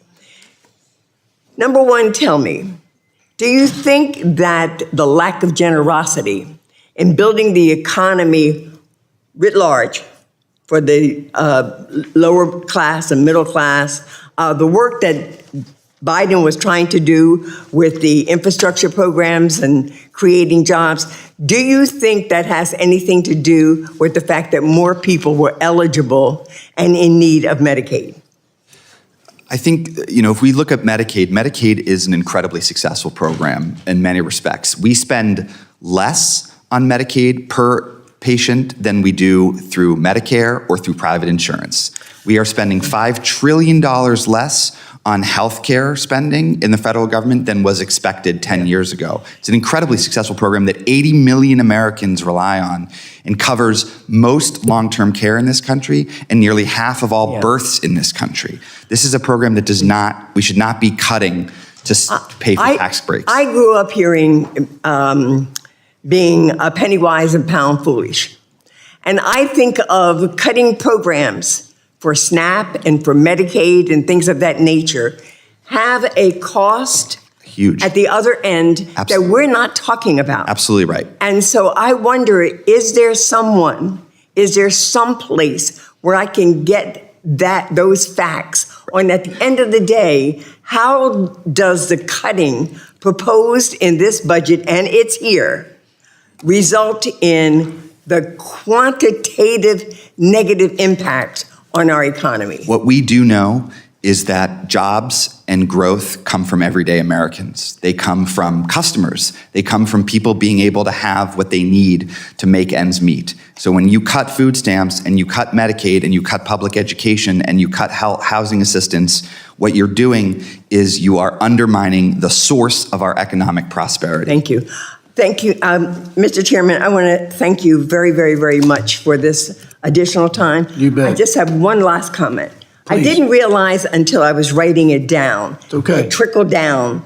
The first four letters are trick. And I think that what we're seeing now is a proposal of trickle down 2025. And that really what this means is that we're trying to trick everyday Americans into believing that the Republican proposals are positive for their well-being, and they are not. I yield back. Thank you so much, Mr. Chairman. I think the gentlelady from New Jersey now recognize Mr. Blake Moore of Utah for 5 minutes. Thank you, Chairman. Thank you to the panel for being here. I've had the benefit to be on this committee I'm in my third term for all 3 terms. And we're going to constantly have these debates. I can't sum it up better than the way that our chairman summed it up at the first in articulating why we create deficits under Democrat rule and why we create, or Democrat majorities, and why we create deficits under Republican majorities. It's persisted since Calvin Coolidge. We've grown our debt. To me, it boils down to one thing. And I'll ask Mr. Schneider a question, but it boils down to one thing. And this is something that when I explain to my town hall recipients or the town hall attendees, that we as members of Congress, I'm on the Budget Committee, I'm on the Ways and Means Committee, and I've been, that we don't vote as members of Congress on an annual basis for more than 60%, and I would actually argue that's probably closer to 72% of our budget. We only vote on a narrow, tiny portion of our overall budget, and that is why we're in the situation that we're in. I can talk about how we weren't prepared for 2008 when baby boomers started to retire and rightfully take their retirement benefits that they've been paying into with regards to Medicare and Social Security, and how that has overwhelmed our system. I could talk about the growth of virtually any welfare program or programs like Medicaid that have grown significantly over the course, well beyond the economy, the size of the economy, well beyond inflation. I can talk about all that stuff, but it boils down to one thing: is we don't vote on any of this. It gets voted on maybe once, it gets enacted, and it gets put on autopilot. And my constituents are just floored when they hear that I only vote on maybe less than 25% of the budget each year. And to counter that, of that 25%, which is mostly just the appropriations process, that's largely grown at inflation over the course of 50 years. It's because we vote on it. It's because we have to do the hard work. It's because the Appropriations Committee has to actually do the hard work of deciding what to cut, what to continue on, what to reform. We could do that with every single program, but we just have this defunct system in Washington that doesn't allow us to vote on our major programs. Mr. Schneider, anything to add to this? Can we seriously address our debt crisis if we do not change the process to allow us to make reforms to, I'm going to call them autopilot type programs? Yeah, thank you for the question. It was noted in the actual credit downgrade from Fitch in 2023, one of the key factors, besides the fact that there's generally a lack of will to address these problems, we have a complicated budget process. So I think it's absolutely the case that if we had a simpler process, you had actually more programs up for review every single year, that we would be forced to have the conversations about these policies and actually steer them in a way that reduce the national debt. Let me put you on the spot. Have you ever heard of the Comprehensive Congressional Budget Act? Yes. You have. I'm thrilled. Americans for Prosperity came to our office a few years ago, proposed this idea. We've introduced it. We introduced it in the 118th Congress and hope to be able to do it again. This is, in my opinion, the only thing outside of the debt commission that we were able to get done in this committee last year. This is the only catalyst that I would see that we can get after us. Otherwise, we're just going to keep talking about this. We're just going to keep arguing. And Democrats are going to argue that we need to tax more to cover our spending. And Republicans are going to need to argue that we need to cut more spending and keep taxes in a competitive pro-growth approach. But we need to reduce taxes and reduce spending. And both scenarios are going to continue. When you have $1 trillion and almost $2 trillion of servicing of the debt, and we're going to continue. This is going to continue to grow on well after this reconciliation bill, well after the next Democrat reconciliation bill. The Comprehensive Congressional Budget Act is going to force members of Congress to vote on the entirety of the budget. It's as simple as that, and it is the most basic thing that my constituents would assume we were doing. But it's clearly what we're not doing. And when we do vote on things on an annual basis, my goodness, I will take it. Let's vote on everything at least once a term. So every 2 years, we're going to vote on everything and get us the opportunity to make substantive reforms to the Medicaid program, make substantive reforms to Social Security, Medicare, veterans programs. These things need to modernize. And if we actually had a catalyst that would force us to do that, we could do it. So I encourage the committee to take a serious look. It's a bipartisan piece of legislation. It's called the Comprehensive Congressional Budget Act, and it would force us to do it. And I do not see another option besides hopefully the Debt Commission, which would be a one-time thing. But in order to sustain that so it don't grow wildly out of control, we've got to get it to where we're voting on this stuff, and then we can actually be responsible legislators, because we can do that. And we have shown that we can keep programs that we vote on within that smaller growth rate. I yield back. Thank you, Mr. Moore. Now I recognize the representative from Vermont, Becca Baylett. Thank you, Mr. Chair. So we're 100 days, a little over 100 days into this presidency, and you got what you wanted, folks on the other side of the aisle. You wanted complete control of the government. You got the House, you got the Senate, you got the White House. So whatever is happening right now is at your feet. And so what is the fiscal state of the nation right now? It's not great. It's not great. American people know it. 37%, only 37% of Americans polled by Ipsos and Reuters last week have confidence in Trump's economic policy. 37%. That was supposed to be his strength. Okay? Trump's tariffs have taken a blowtorch to our bank accounts. We've got increased costs on raw materials. We've got decreased manufacturing. Consumers are preparing to spend more. And why are they preparing to spend more? Why are they preparing for shortages? Because Trump is literally telling them, prepare to spend more. Prepare for sacrifice. Prepare for empty shelves. The S&P 500, one measure of consumer confidence, has shed $6.5 trillion in market value since February because of Trump's self-inflicted wound, this asinine trade policy and trade war with some of our strongest trading partners.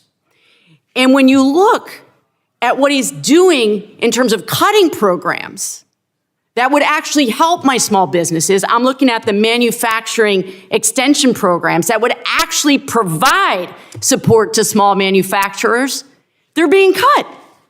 The on-again, off-again tariff regime is rocking my small businesses. I encourage my colleagues to get out of your bubble and go and talk to your small businesses, because what they're saying is, we can't deal with this unpredictability. We can't deal with the fact that there is no steadiness, that we don't know where we're going to get our supplies. They can't plan.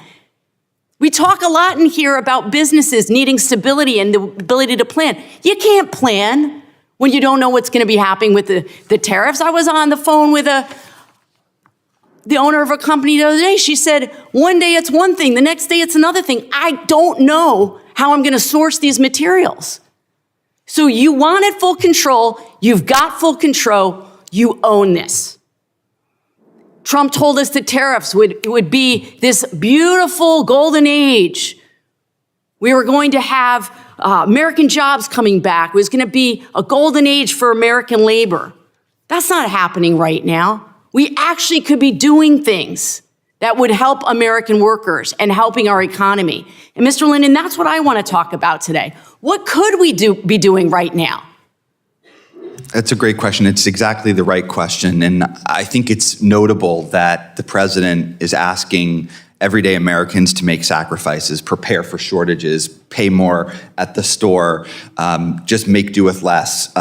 Notable that small businesses have to carry these burdens while at the same time pushing a budget that would give a tax break to the biggest corporations in America and the most wealthy people in America. It's notable who he is asking to sacrifice. That's right. Right? You got to tighten your belts, everyday Americans, but not wealthy people, not corporations. They get more.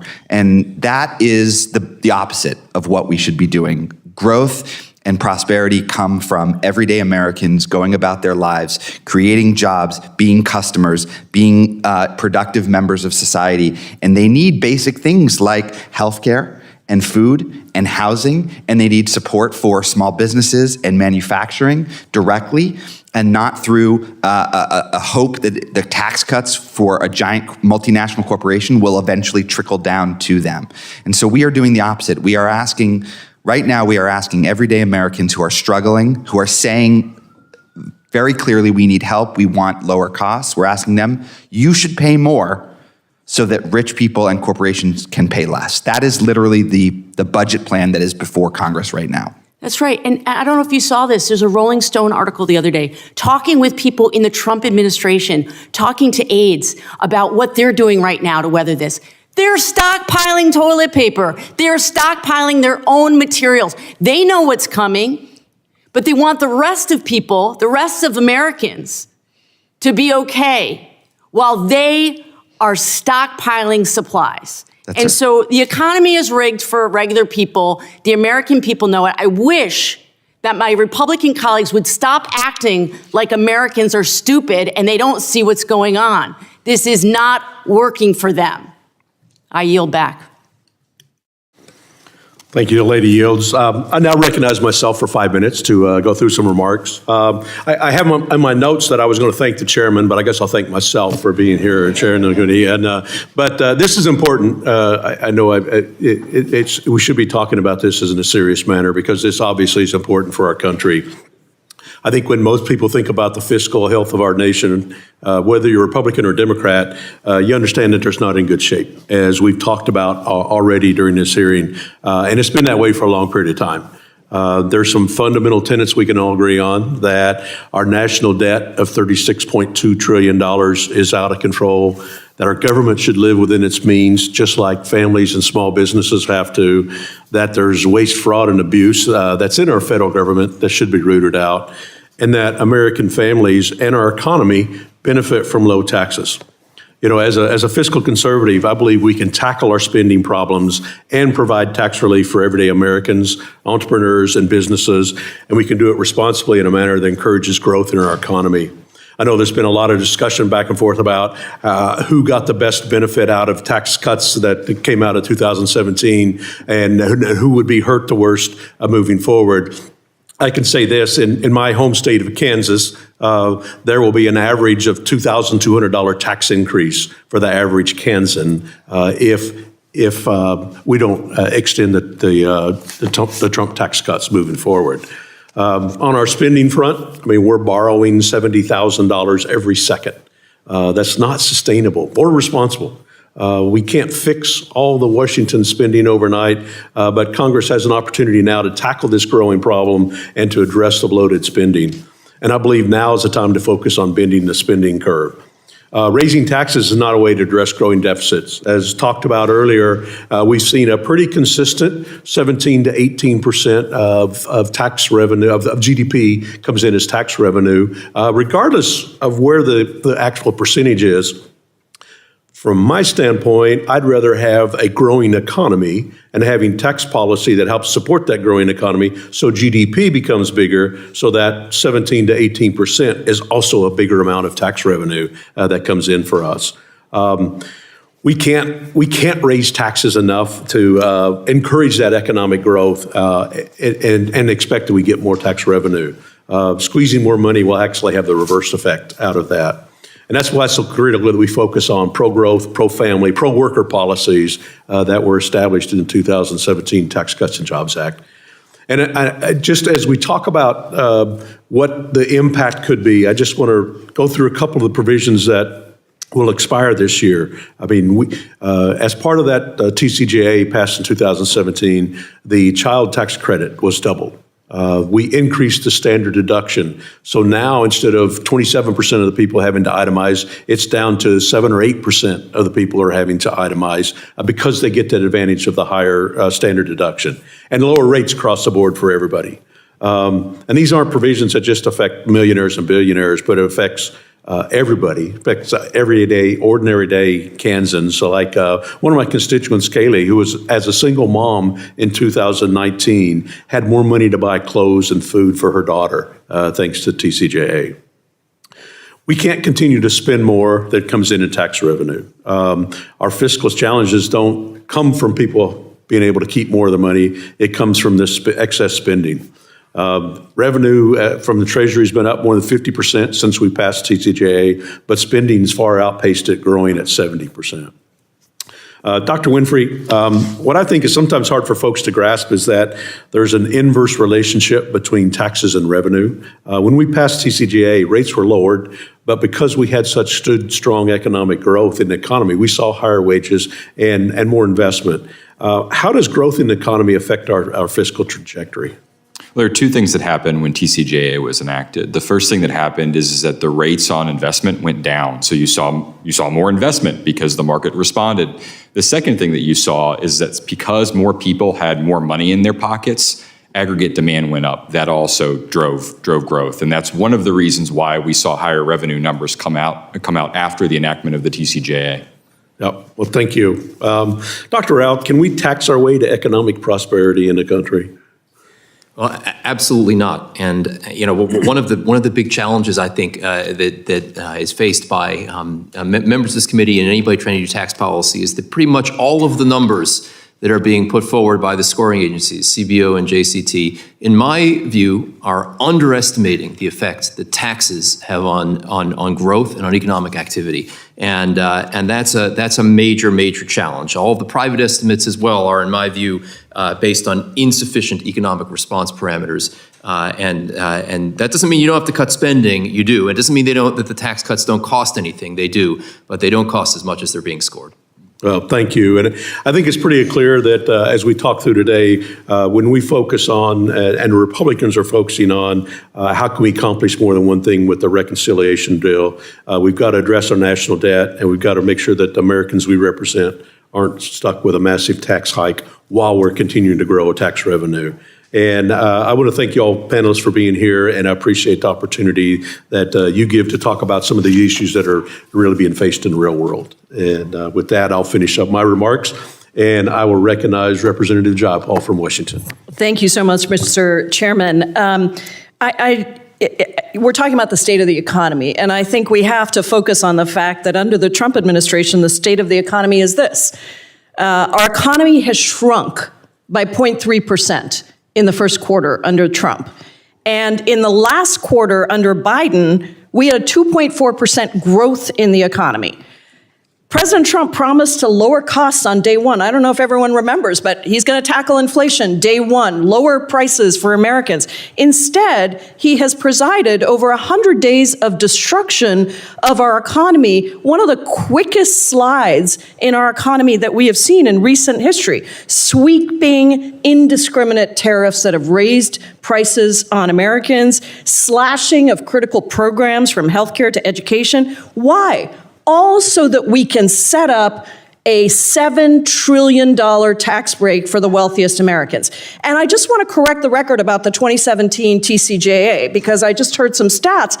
Let me tell you that the tax cut, the 2017 Republican tax scam cost $1.9 trillion to Americans. The average tax cut for the top 1% was $60,300, compared with $660 for the middle 20% of households. And in fact, the tax cut for the wealthiest 1% was greater than the entire household after-tax income of a typical household in the middle 20%. So what is this, yachts for billionaires? billionaires and breadcrumbs for the American people? I think we have to be clear about what the numbers say. And I want to go to you, Mr. Linden, about this because Republicans now want to extend the 2017 TCJA tax scam and facilitate what I think would be the largest transfer of wealth from working Americans to the wealthiest CEOs and individuals by slashing critical benefits and programs like Medicaid and SNAP and housing. So that they can effectuate that transfer. If the tax package is made permanent, what will the effect be on the richest Americans? And I have a bunch of questions for you, so keep your answers Okay, as short as possible. the average tax cut for somebody at the top 0.1% is roughly $300,000 a year. $300,000. And what would the effect be on working and poor Americans? As you noted, in the middle and the bottom, the tax cuts are less than 1% of their income. And I should also note that there's about 40 million Americans who make less than $200,000 who received either no tax cut from the TCJA or who actually paid more under Who actually paid more. If you could choose, Mr. Linden, what policy provides greater benefit to the American people and the economy? A permanent tax break to billionaires or permanently extending, say, the child tax credit, which cut child poverty in half when it was temporarily expanded in 2021? The larger child tax credit is, and Great. it's easy. That would generate enormous benefit for a big group of Americans rather than for the wealthiest few.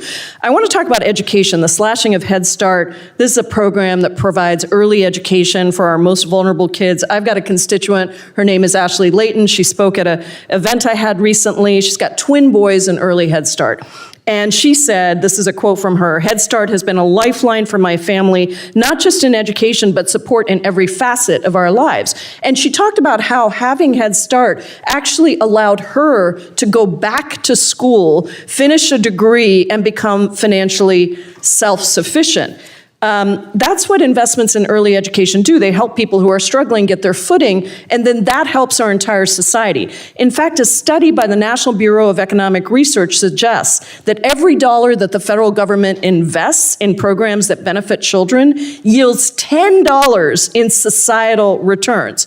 So let's talk about childcare, unaffordable everywhere in the country, including in Washington State, where the monthly cost of full-time childcare is about $1,750 for an infant per month. And now Republicans are always talking about being pro-family. So what would the GOP's proposed cuts to federal childcare investments like Head Start do to families? I mean, it would be absolutely devastating to everyday Americans in a very real way. I have 3 kids myself. Just thinking about what it would mean if I didn't have access to affordable quality childcare when they were young. And I do want to make the point that every economic study, if you look across the spectrum, the economic benefits from investing in early childhood education and early childhood far outweigh any minor benefits that even the most skewed studies have shown for tax breaks for billionaires. So if we really care about investing in making the economy work better, we would be putting money into low and middle income families with children, not giving it to billionaires and corporations. This is such an important point. My time is over, and I had questions on defense spending because they keep talking about taking away, dealing with waste, fraud, and abuse, and yet they want to increase the Pentagon budget to over $1 trillion. And that is the only federal agency that has never passed an audit. We've had Republicans up here under the last Trump administration that agreed with us that there's waste, fraud, and abuse in the Defense Department, but Republicans are proposing just expanding spending on the Pentagon, over $1 trillion. Meanwhile, they're cutting all of these essential programs. Mr. Chairman has returned. I got an extra minute. I am so there. generous to only my classmates like Ms. Jayapal. I appreciate your comments. We're going to transition to the next Thank you so colleague much, of ours. Mr. Thank Chairman. you for your participation. And Mr. Clyde from the great state of Georgia. 5 minutes, sir. Thank you, Mr. Chairman, and to our witnesses. This hearing makes one thing abundantly clear. The fiscal state of our nation is definitely out of control. The United States' fiscal future is spiraling under a ballooning national debt fueled by Washington's chronic overspending. Our gross federal debt stands now at $36.8 trillion, 121% of our GDP, and is projected by the Congressional Budget Office to reach nearly $60 trillion by 2035. if this country actually makes it financially to 2035. So we need to address this crisis now. To put that into perspective, imagine the United States as a medium to small business. Let's call it Swamp Incorporated. Right now, Swamp Incorporated carries more than $36 million in debt. This year, it expects to bring in $5 million in revenue, but plans to spend $7 million, running a $2 million deficit. And nearly $1 million of that $7 million in spending goes just to interest payments. Money that provides no new services, no investment, no return, just the cost of prior borrowing. Year after year, Swamp Incorporated adds to its debt just to keep its doors open. If you were a banker, would you lend more money to that company? If this were a real business, no bank would keep lending and no investor would buy its bonds. They could not handle the risk. Yet this is how our federal government is operating today. Unless we change course, Americans will face severe consequences in the very near future. Despite claims to the contrary, our debt crisis stems primarily from unchecked spending by Congress, not a lack of revenue. In fact, revenues are already above historic averages, and without serious spending reform, we face two damaging options: print more money, which fueled the Biden-Harris inflation surge, or borrow more, which raises interest rates and slows growth. Alarmingly, over the next decade, and again, if we make it that far, we'll spend another $14 trillion just to service that debt, money that delivers no public benefit. In just 4 years of the Biden-Harris administration, interest payments have surged by $600 billion, a 170% increase, as Treasury yields climb to almost 5% under President Biden, the highest since before the Great Recession. This trajectory is unsustainable. Global markets will not finance U.S. deficits indefinitely. And when confidence in our ability to repay fades, we risk a true sovereign debt crisis, collapsed pensions, failing banks, and shuttered federal programs.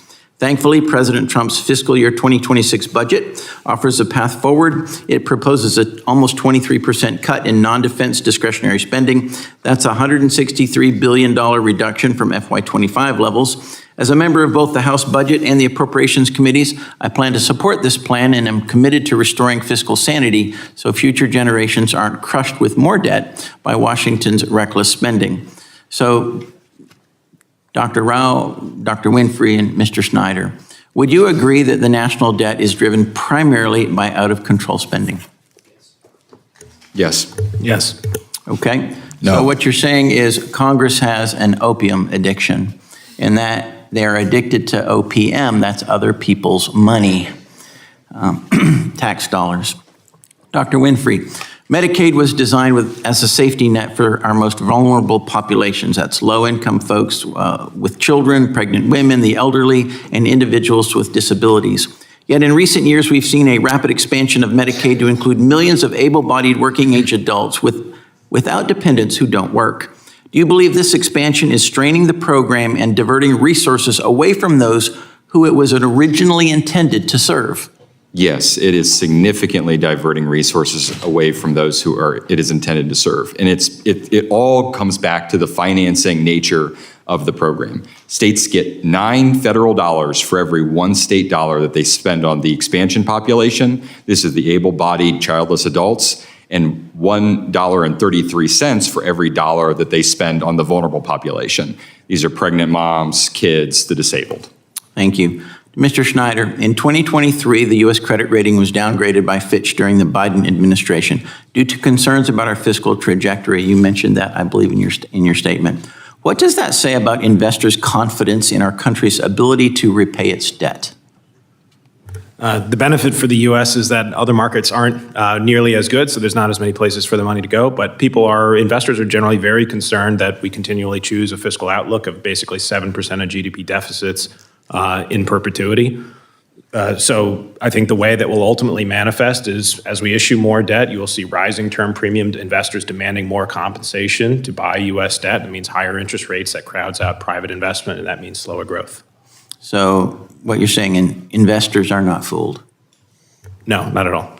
All right, thank you. Dr. Winfree, what are the economic implications if investors lose confidence in our ability to service the national debt? It will become incredibly difficult to borrow.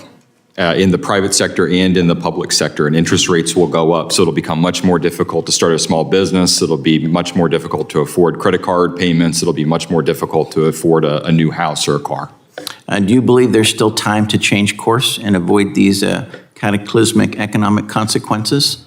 I do, but it requires a balanced approach where we increase the level of growth in the economy, so we grow the economy as much as we can, while we bring down the spending trajectory of the programs that consistently grow more than GDP. That'll have to be the last question. We've a minute over time. Thank you, Mr. Clyde. And I yield back, Mr. Chairman. Thank you. That's very generous of you, Mr. Clyde. We now recognize Ms. Judy Chu from California for 5 minutes of questions. Thank you. Mr. Linden, Elon Musk has said that he seeks to cut $2 trillion from the federal budget, but CBO found that in order to balance the budget in 10 years without touching Medicare, Social Security, spending on defense and veterans while extending the Trump tax scam, it will require that all other mandatory and discretionary spending be slashed by 100%. All other programs, including Homeland Security, education, public health, research, and development, would be eliminated. Well, one of those programs, Medicaid. Every single member of this committee represents constituents who rely on Medicaid to survive. Yet still, Republicans are preparing to cut as much as $880 billion from that program, and all that to give the money directly to the wealthiest people in this country in the form of a massive tax giveaway. These cuts will have dire impacts on Medicaid and especially its home-based care. And it affects people like my constituent Bailey. Medicaid enables people like Bailey to receive in-home assistance to care for her daughter who lives with a rare genetic disorder.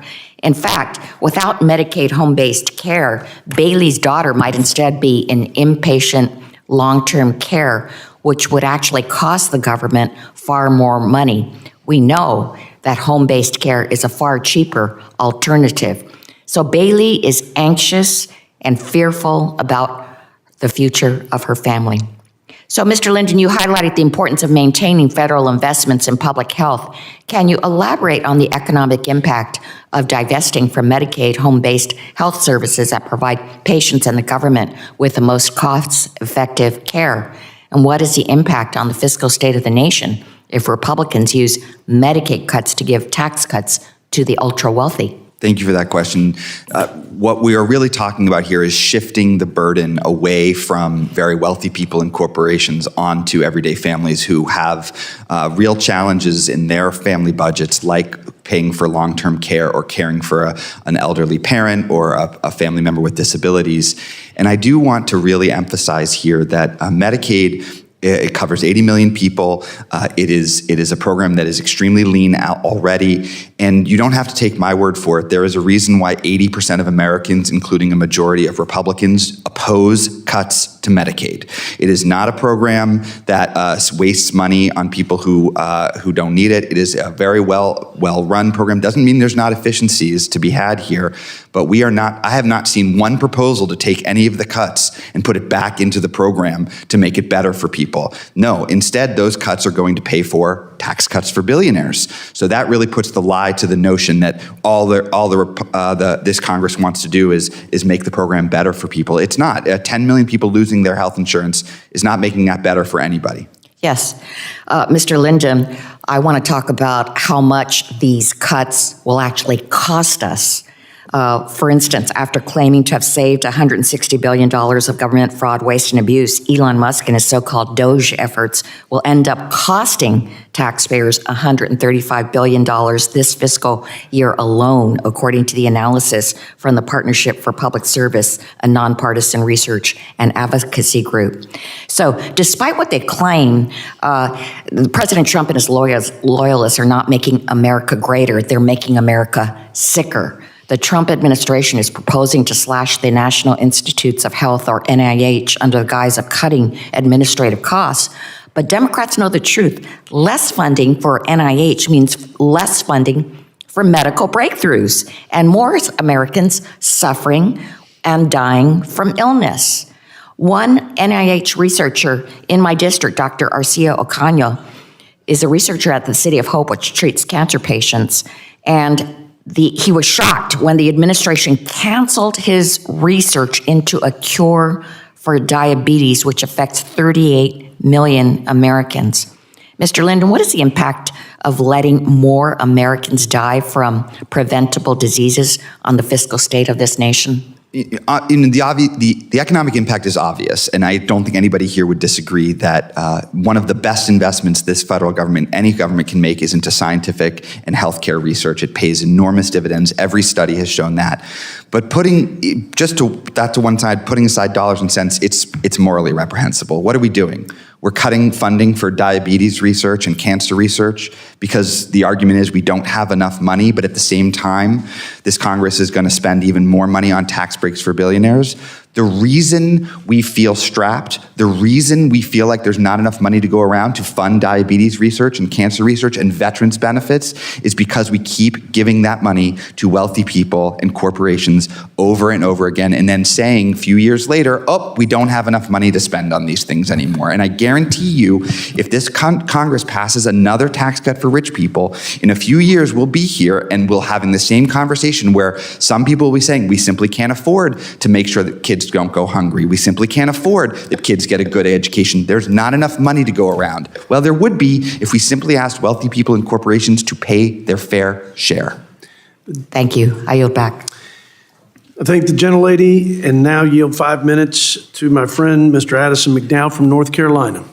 Thank you, Mr. Chairman. The fiscal state of our nation doesn't just require a budget correction.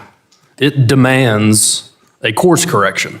Some of my friends across the aisle may not want to hear that. They'd rather keep marching down the path laid in the final days of the Biden presidency, blindfolded, ear-muffed, and in full denial. Republicans were sent here with a mandate to change course, to restore sanity, and to finally put America first. To fix the problem, we must come clean about the problem. We are now more than $36.2 trillion in debt. This year alone, we will spend over $1 trillion just on interest. That's more than we spend on our entire national defense, our veterans, and our border security. This is obviously unsustainable, and frankly, it is immoral. It is a betrayal of every working American, parent planning for their future, and every child counting on the adults in the room to act like it. This problem is decades in the making. Most recently, it's been something much worse, a deliberate misuse of taxpayer dollars to push ideological agendas, to grow government control, and to silence traditional American values. Under Biden, the government added $6.7 trillion in new deficits in just 3 years. And what do we have to show for it? Are homes more affordable? Are interest rates lower? Are families better off? We all know the answer to those questions, no matter how much mental gymnastics you want to play. And it is why we are course correcting and working to enact the President Donald Trump's agenda. Getting America back on track is not rocket science. It is common sense. Make the Trump tax cuts permanent, slash red tape, unleash American energy, secure our borders, and keep the American dream alive for generations to come. This is why we are here. It is the agenda of common sense. When it comes to eliminating waste, there's low-hanging fruit that we should all be able to agree on. Tax dollars that my constituents are sending to Washington should not go to things like radical environmental justice programs, woke NGOs, programs to promote DEI among bird watchers, the Green New Deal, trans surgeries for prisoners, a Sesame Street show in Iraq, and girl-centered climate action in Brazil. I don't even know what that means. It is time that we realign federal spending with American priorities and put American working families over bureaucrats. The fiscal state of our nation demands attention, and I thank the chairman of this committee for his leadership on these issues. Now, I don't have much time left, so as I ask my questions, let's please keep them to yes or no. Is Donald Trump the president of the United States? Mr. Linden. Yes. All right, well, now that we've established you can do that, at the current rate, do you believe we'll be able to sustain our debt for another 10 years without crowding out so many important programs that my constituents rely on? Not sure I totally. It's a yes or no. Yes or no. Can we continue to spend what we do and it be a sustainable thing for our country? If you raise enough revenue to pay for it. It's a yes or no question. So yes. Do you believe that the American middle class should face the largest tax hike in history to pay for woke government spending? Good thing they're not. So it's a yes or no. No. Thank you. In your opening statement, you blamed tax cuts for increasing the government's debt. Do you believe that irresponsible government spending bears any responsibility on the debt? Yes. And so it's your testimony today that if we let the Trump tax cuts expire for the mechanic or the teacher in my district who makes $50,000 a year, will their taxes go up? It actually depends. For some of them, it's a yes or no. It is not. It is a yes or no. When they go to file their taxes, are they going to have to pay more or less? Yes or no? It actually does depend on their circumstances because the tax cuts that were passed in 2017. I'm sorry, you asked me a question. I'm going to answer. It is simple. If the Trump tax cuts expire, yep, for someone making $50,000 a year, do their taxes go up or down? It depends. It does not. It does. It does. And actually, if you ask any of these folks, they will tell you there were people making $50,000 or less who did not get a tax cut under 2017 tax law. In fact, some of them paid more. Let me just, I will tell you whose taxes will go down. No, sir. If it sounds to me, I will tell you whose taxes go down. It sounds to Rich me, people's taxes. No, sir. It sounds to me sure. like you want to hurt job creators so much that the people you claim you want to defend job creators are and help. Customers, No, sir. workers. This is my time. Hey, order here. Look, we're going to give you ample time. I promise you. We're not trying to muzzle anybody's responses to express themselves. The members on both sides control the time, okay? Absolutely. You're our guest here. Let these guys control Absolutely the time. right. Thank you. Congressman. It sounds to me like you want to tax job creators so much that they are forced into firing middle-class Americans you claim to want to help. And so they won't be paying taxes at all because they will be unemployed. Chairman, I yield back. That's fine.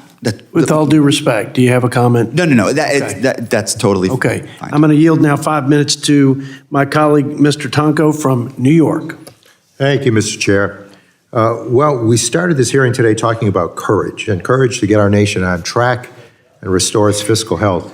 Well, Mr. Chair, I do, in fact, find it courageous to hold a hearing like this under the pretense of fiscal responsibility, especially while Mr. Trump subjects us to his reckless tariff policies and rams through the most fiscally irresponsible bill in American history.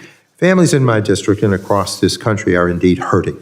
And the solution offered by my Republican colleagues is to decimate Medicaid, gut SNAP, and take a wrecking ball to the Inflation Reduction Act. Why? So we can give $7 trillion in tax cuts to billionaires and add more than $14 trillion in new debt over the next decade. Talk about a self-inflicted death spiral. You don't fix a cost of living crisis by punishing the people already bearing the brunt. People like Darlene in my district, a 66-year-old caring for her adult son with autism, who lives on $1,400 a month and depends on food pantries to get by. She tells me that every week the food pantry lines grow longer, her and her neighbors waiting for just a single bag of produce. Or people like Melissa, a mother from Rotterdam. After losing her job, Melissa received $23 a month in SNAP benefits. That's just $3/4 a day. Melissa then took a lower-paying job to put food on the table for her children, ended up losing both SNAP and her children's free school meals. Their message is painfully clear. Programs like SNAP aren't being abused, they're being intentionally underfunded. And cutting it now as families face sky-high food prices would be devastating not just for folks like Darlene and Melissa, but for local grocers, farmers, and entire communities. Mr. Linden, can you speak to the real-world impact of these proposals? Will cutting access to food for our most vulnerable unleash prosperity for all Americans? No, I know we've had a debate about this, but the American people understand and have seen the experience of when we cut taxes for people at the top, it does not trickle down to everybody else.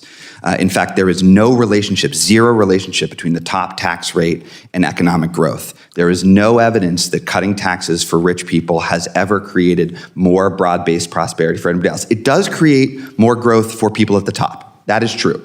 And what you do see is an increase in income inequality, and you do see more aggregation of wealth and income at the top, but that does not create more growth or prosperity or more breathing room for people and down the income spectrum. Well, I agree. The trickle down has time and time again just failed to happen.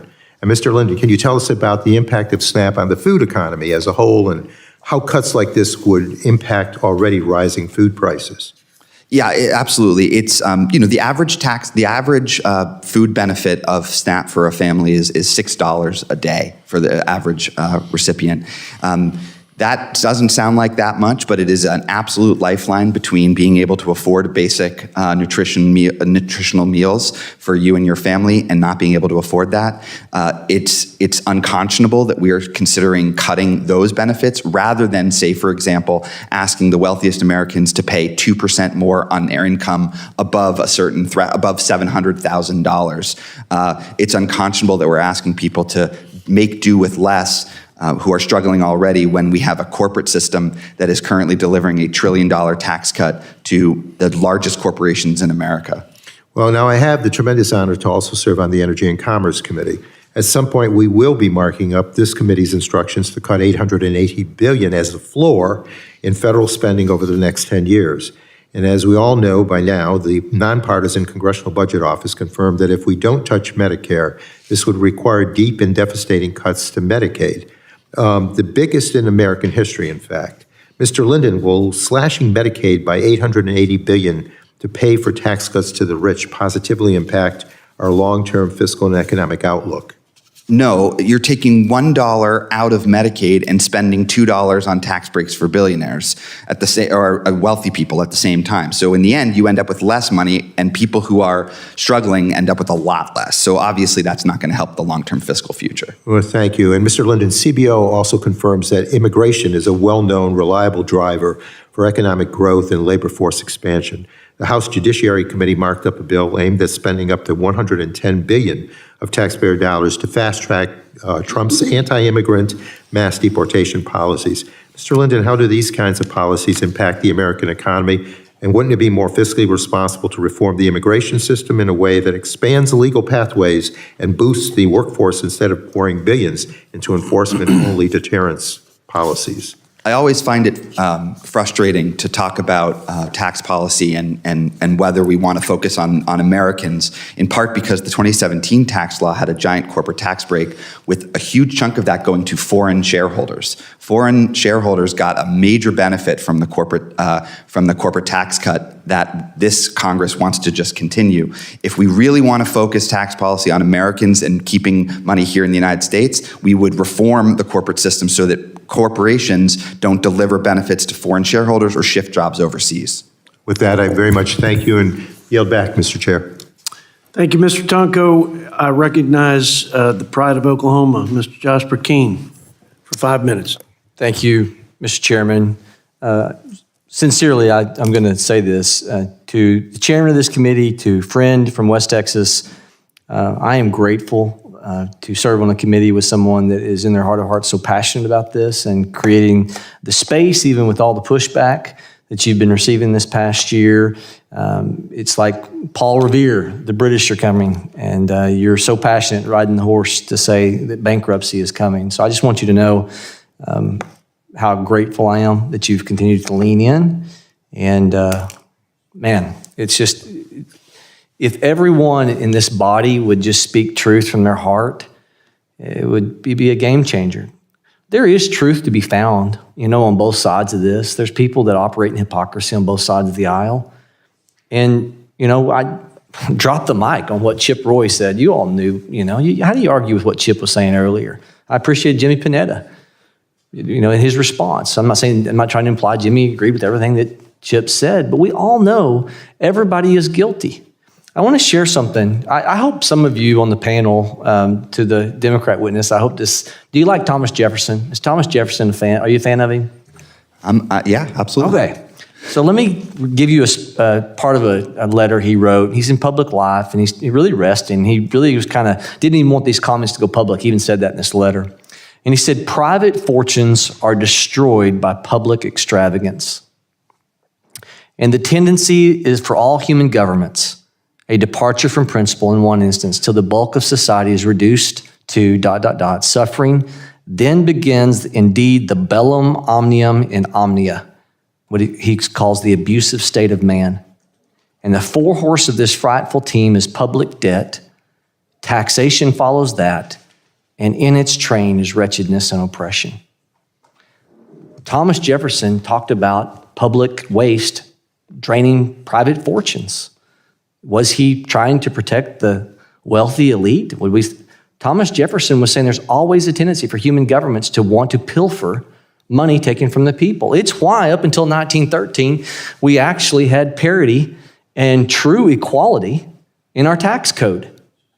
We operated 200 years of governance with that nice little provision up until 1913, the 16th Amendment, where that word was removed so we could put in these graduated tax brackets, now 7 different graduated tax brackets.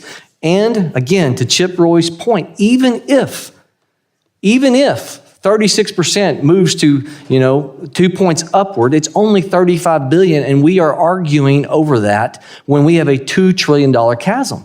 The greater conversation that has to happen here is if we don't get serious about reducing spending, bringing true fairness, not the gospel of envy in the tax code, then we're headed towards a collapse. People hear these conversations, why should you care? I remember a few years ago, whether it be sitting in a semi-truck or on a dozer or an excavator, why should I care? Even with training and mentorship under Tom Coburn, so busy trying to make a business, why should I care? Well, I'll tell you why you should care. Because interest rates, who can afford a home now? In 2017, this governing body was paying $250 billion at 1% interest rate on the government debt. And now we're at 4.3%. And we're paying almost $1 trillion, similar debt load, but interest is kicking our tail. It's why you could have borrowed money on a 30-year mortgage and reduced it a few years ago to a 15-year mortgage, as I had a friend do, and you afford the same home and you just cut the years you're paying on that interest rate in half. This all ties together because what the government, the culture of debt is wealth, is ruining financial underpinning for families across this country. Why should you care? Because your private fortunes are being destroyed by government extravagance. And so I'm going to go to you, Paul Winfree. You said something earlier in your testimony today about Greek-like future. We are headed in 10 years where our $36 trillion gross national debt turns into $60 trillion, 59. We are headed in 10 years to where instead of it being $2 trillion, we're headed towards $3 trillion annual deficits. That same 10-year time period says the insolvency for Social Security and Medicare is upon us. You said we're running out of fiscal space. The forehorse of this frightful team is public debt. Taxation follows that, and this train is wretchedness and oppression. Greeks, when they hit a sovereign debt crisis, did a 50% tax burden on individuals and corporations, and it led to 100,000 bankruptcies. Would you please tell us why we should really care about the pain that is ahead if we don't get serious about rectifying outlays and spending? We're at a period right now where we are eroding fiscal space pretty quickly. If we don't do something about that, then the markets will demand a correction. And when the markets demand a correction, just like you said what happened in Greece, the correction will be large. To speak to Jefferson, just for two seconds, you're exactly right. Thomas Jefferson believed that all public debt should be retired every 20 years, all public debt. Alexander Hamilton thought, he was a bit more expansionary. He thought that all public debt should be retired every 35 years, right? But we're not in the position right now where we're even talking about retiring public debt. We're just talking about bringing down the deficits that allows us to continue to grow fiscal space. That's what we're talking about right now. I thank the gentleman from Oklahoma and recognize Mr. Gabe Amo from Rhode Island for 5 minutes. Thank you, Chair Arrington, for holding today's hearing on the fiscal state of the nation. My Republican friends assert that our nation is in poor fiscal health, but refuse across this Congress to look into the mirror to see the real problem. Republicans are the ones pursuing a reckless plan that adds $14 trillion to the national debt. So I'm reminded of the budget resolution markup 3 months ago, and it is clear that it is not fiscal responsibility to slash Medicaid by $880 billion and cut SNAP by $230 billion to shovel tax breaks into the pockets of the wealthiest in our country. Medicaid delivers health care to a third of America, and SNAP helps feed 1 in 5 Americans.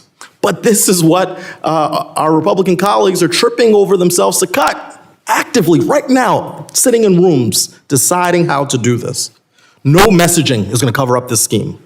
Republicans claim they don't want to rip away health care from vulnerable Americans. Yet, the Congressional Budget Office has confirmed that the only way to find $880 billion in spending cuts is to cut Medicaid to the bone. The only way.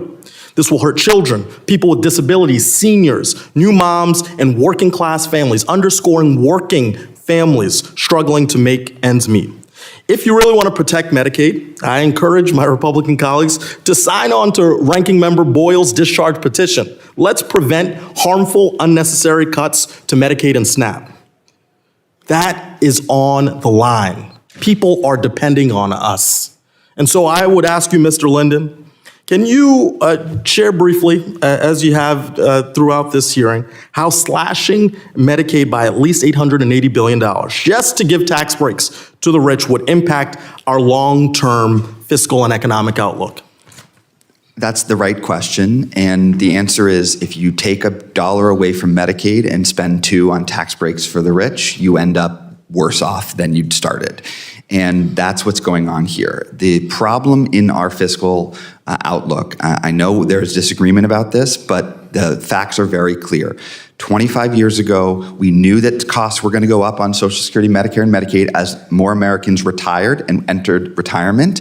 That's exactly what happened, but actually costs have gone up more slowly than expected. So we're actually spending less on those programs than was expected. But the reason that our fiscal situation is so much worse is because we are cutting taxes so much over those same 25 years. I'll repeat again what I said in the beginning. If we had simply not done those tax cuts, debt today, even with the spending increases that have happened, it's true they have gone up on retirement and healthcare because of the retirement of the baby boom generation. Even with that, debt would be declining as a share of GDP, not increasing. So there is no value in cutting Medicaid for our fiscal purposes. And there's no value to the human beings who are receiving Medicaid. They need it to just make their way in the world. It's callous to put the burden of fiscal retrenchment on a family who relies on Medicaid or food stamps when we could just as easily, and in fact much more easily, ask the largest corporations in America just to pay a little bit more in taxes. And to your point, this is not just numbers, these are people. People across this country, our constituents, all of ours, who are depending on us. And so I don't know why my Republican colleagues are laser focused and convinced that we have to hurt vulnerable Americans to offset tax breaks for the richest 1%. This does not have to be our reality. And there is time to act. And so as we look at the situation we're in, again, when we talk about the long-term fiscal health, we're talking about a Republican plan to add $14 trillion to the national debt when we know that the people being impacted are not nameless. They are people that matter to us. And that's fiscal insanity to me. And so, Mr. Linden, I know you recently testified about the importance of investing in programs for low-income Americans from both a moral and an economic perspective. Can you talk a little bit about how those cuts, beyond just the numbers, will have impacts beyond those programs specifically? think about a community where people, they shop in their local markets, they visit their local doctors, the rural hospital, maybe it's a rural community that has a hospital that relies on Medicaid. You cut these programs, and what ends up happening is, yes, the individual families are harmed. People can't afford food, they can't afford healthcare, they can't take their kids to the doctor. But the community around them is also harmed because now that market is not receiving a customer. Now that rural hospital has to close and people around there have to drive much further to visit the hospital. And for what?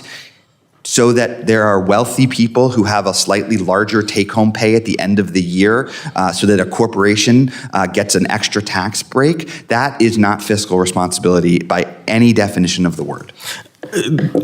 My time has expired, but I want to end with this point. America first does not mean we put hardworking people last. And with that, I yield back my time. I thank the gentleman from Rhode Island and yield 5 minutes to the former Speaker of the House in North Carolina, Mr. Tim Moore. Thank you, Mr. Chairman, and I want to thank all the witnesses for your testimony today and very thoughtful questions by all members of this committee. There's been a lot of good conversation today about the unsustainable national debt and the unbelievable amount we're spending right now on interest. As has been said by several folks, we're paying more in interest on the debt than we are to fund the entire military, which is just hard to believe. We actually had a little experience in my old job that the chairman referenced when we took the majority after 140 years of not being in the majority in our state. We inherited a state that was in debt to the federal government, that had record unemployment, that had runaway costs, whether it was the state share of Medicaid, you name it, all these things. And we made some significant reforms. One, we reduced taxes. Two, we cut regulations. And three, more people went back to work. When it came to the Medicaid budget, we reformed it from fee-for-service to outcome-based determinants, and as a result, got cost certainty in place, and guess what? Actually allowed more people to be covered and for better coverage to exist for those folks.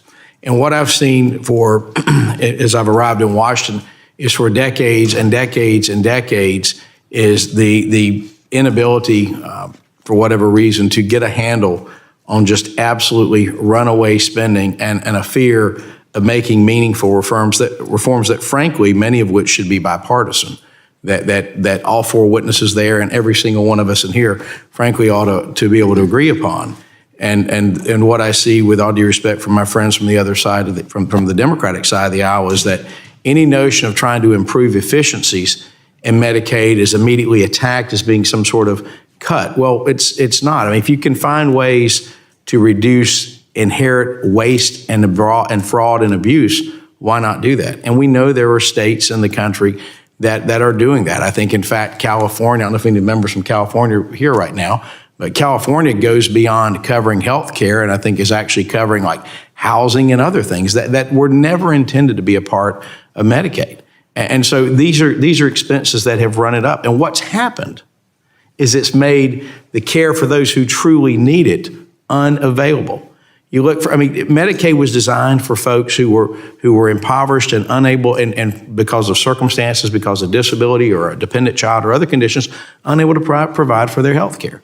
And now we see a time where you have folks who are wanting to push for coverage for illegal immigrants who aren't even supposed to be here, want to push for coverage for folks who are able-bodied, and aren't asking for just simple safeguards in place to make sure that folks qualify.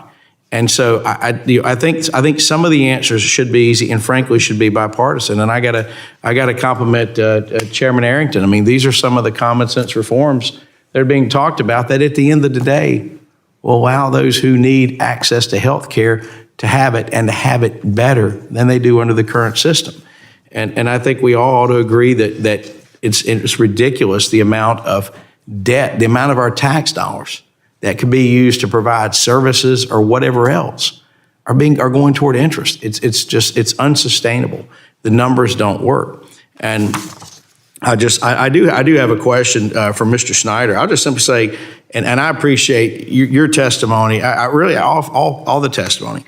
But if we fail to take action immediately on the deficit spending, how is a soaring national debt going to impact investment in other areas such as infrastructure, education, health care, which was just referenced, as well as defense?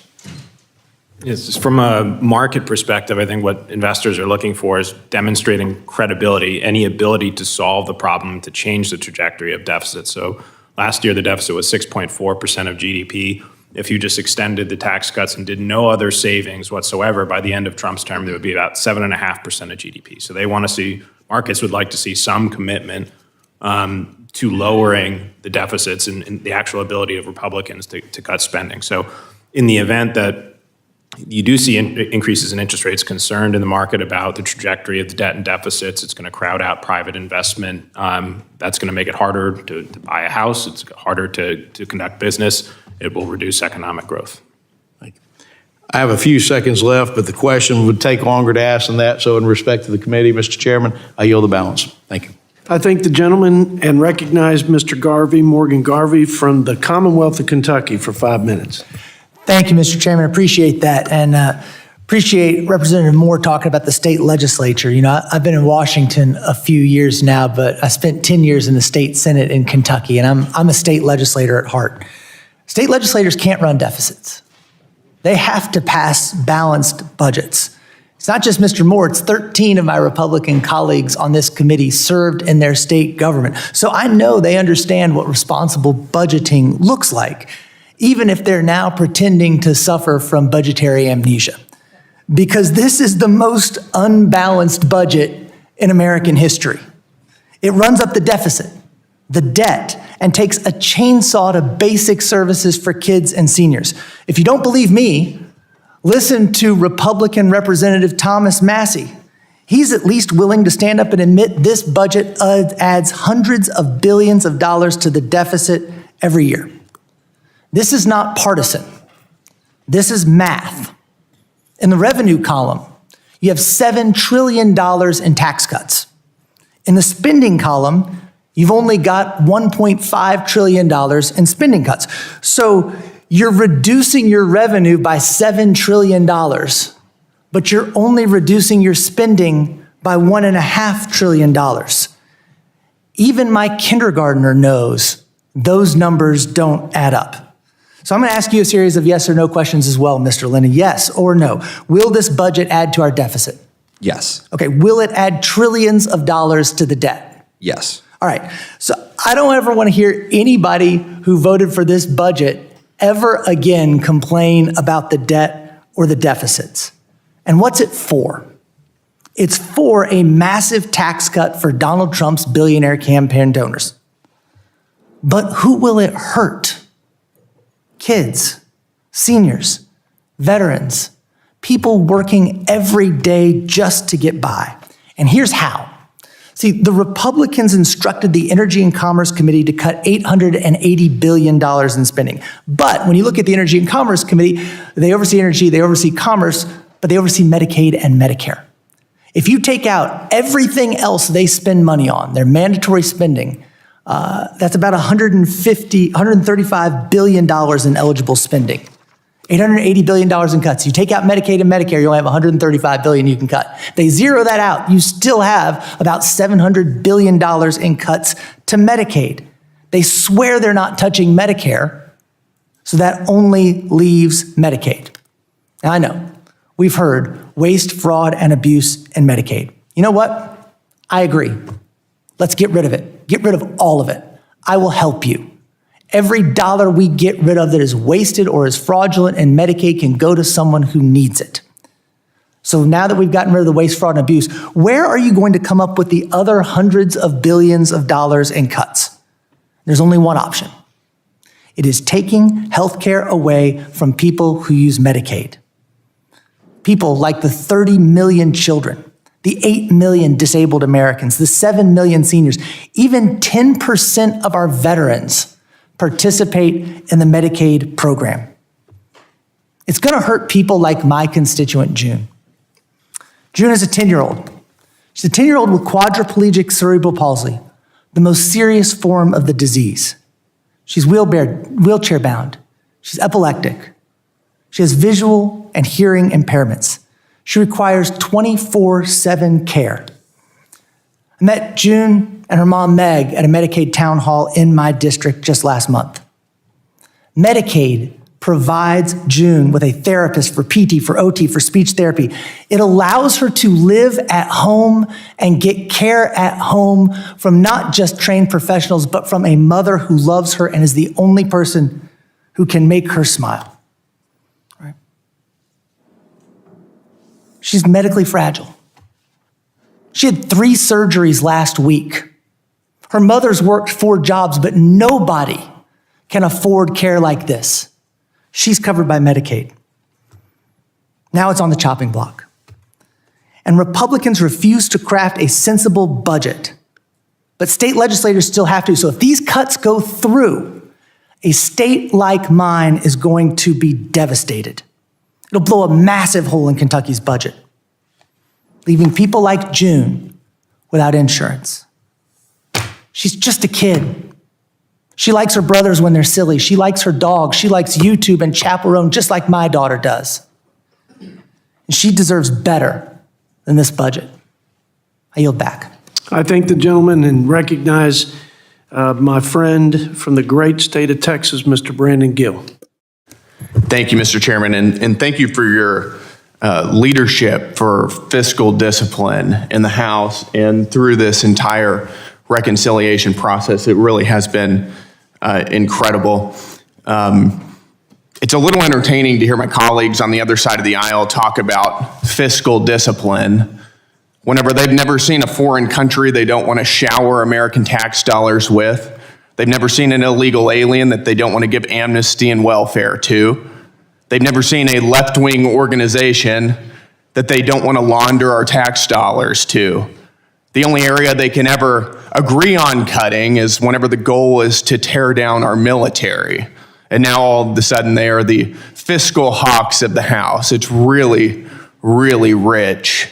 But I'd like to talk about something else here.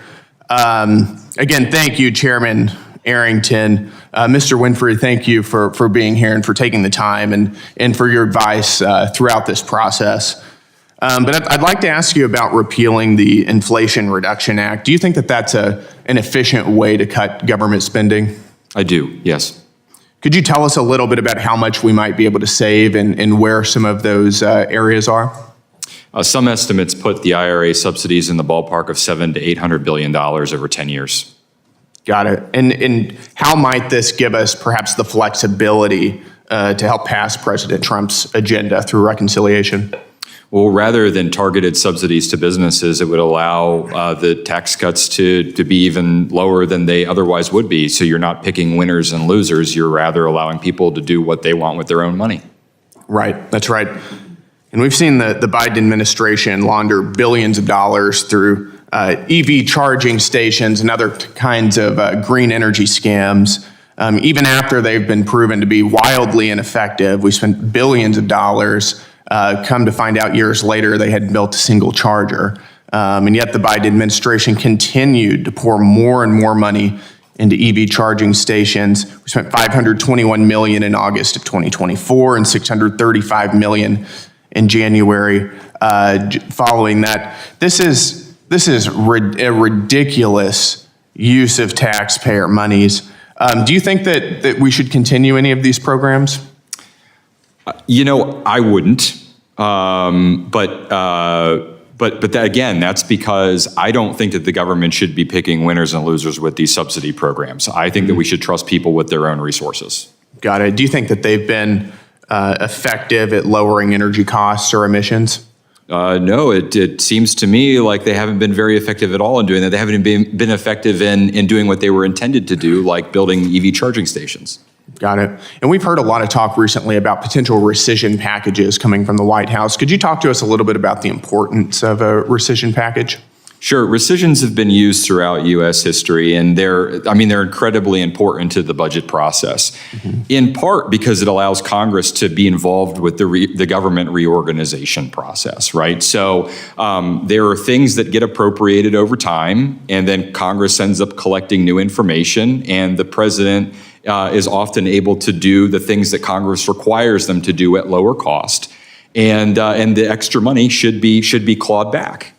Right. I completely agree. The rescission package that's being contemplated now, of course, would defund parts of USAID, which I think the American people have been begging for, and to finally get rid of funding for Marxist news organizations like NPR and PBS, which is something we've been talking about for a very, very long time. I want to end with this question to you. We saw a recent budget proposal from the president. Would you explain to us sort of some of your thoughts on that, what you like to see in that budget?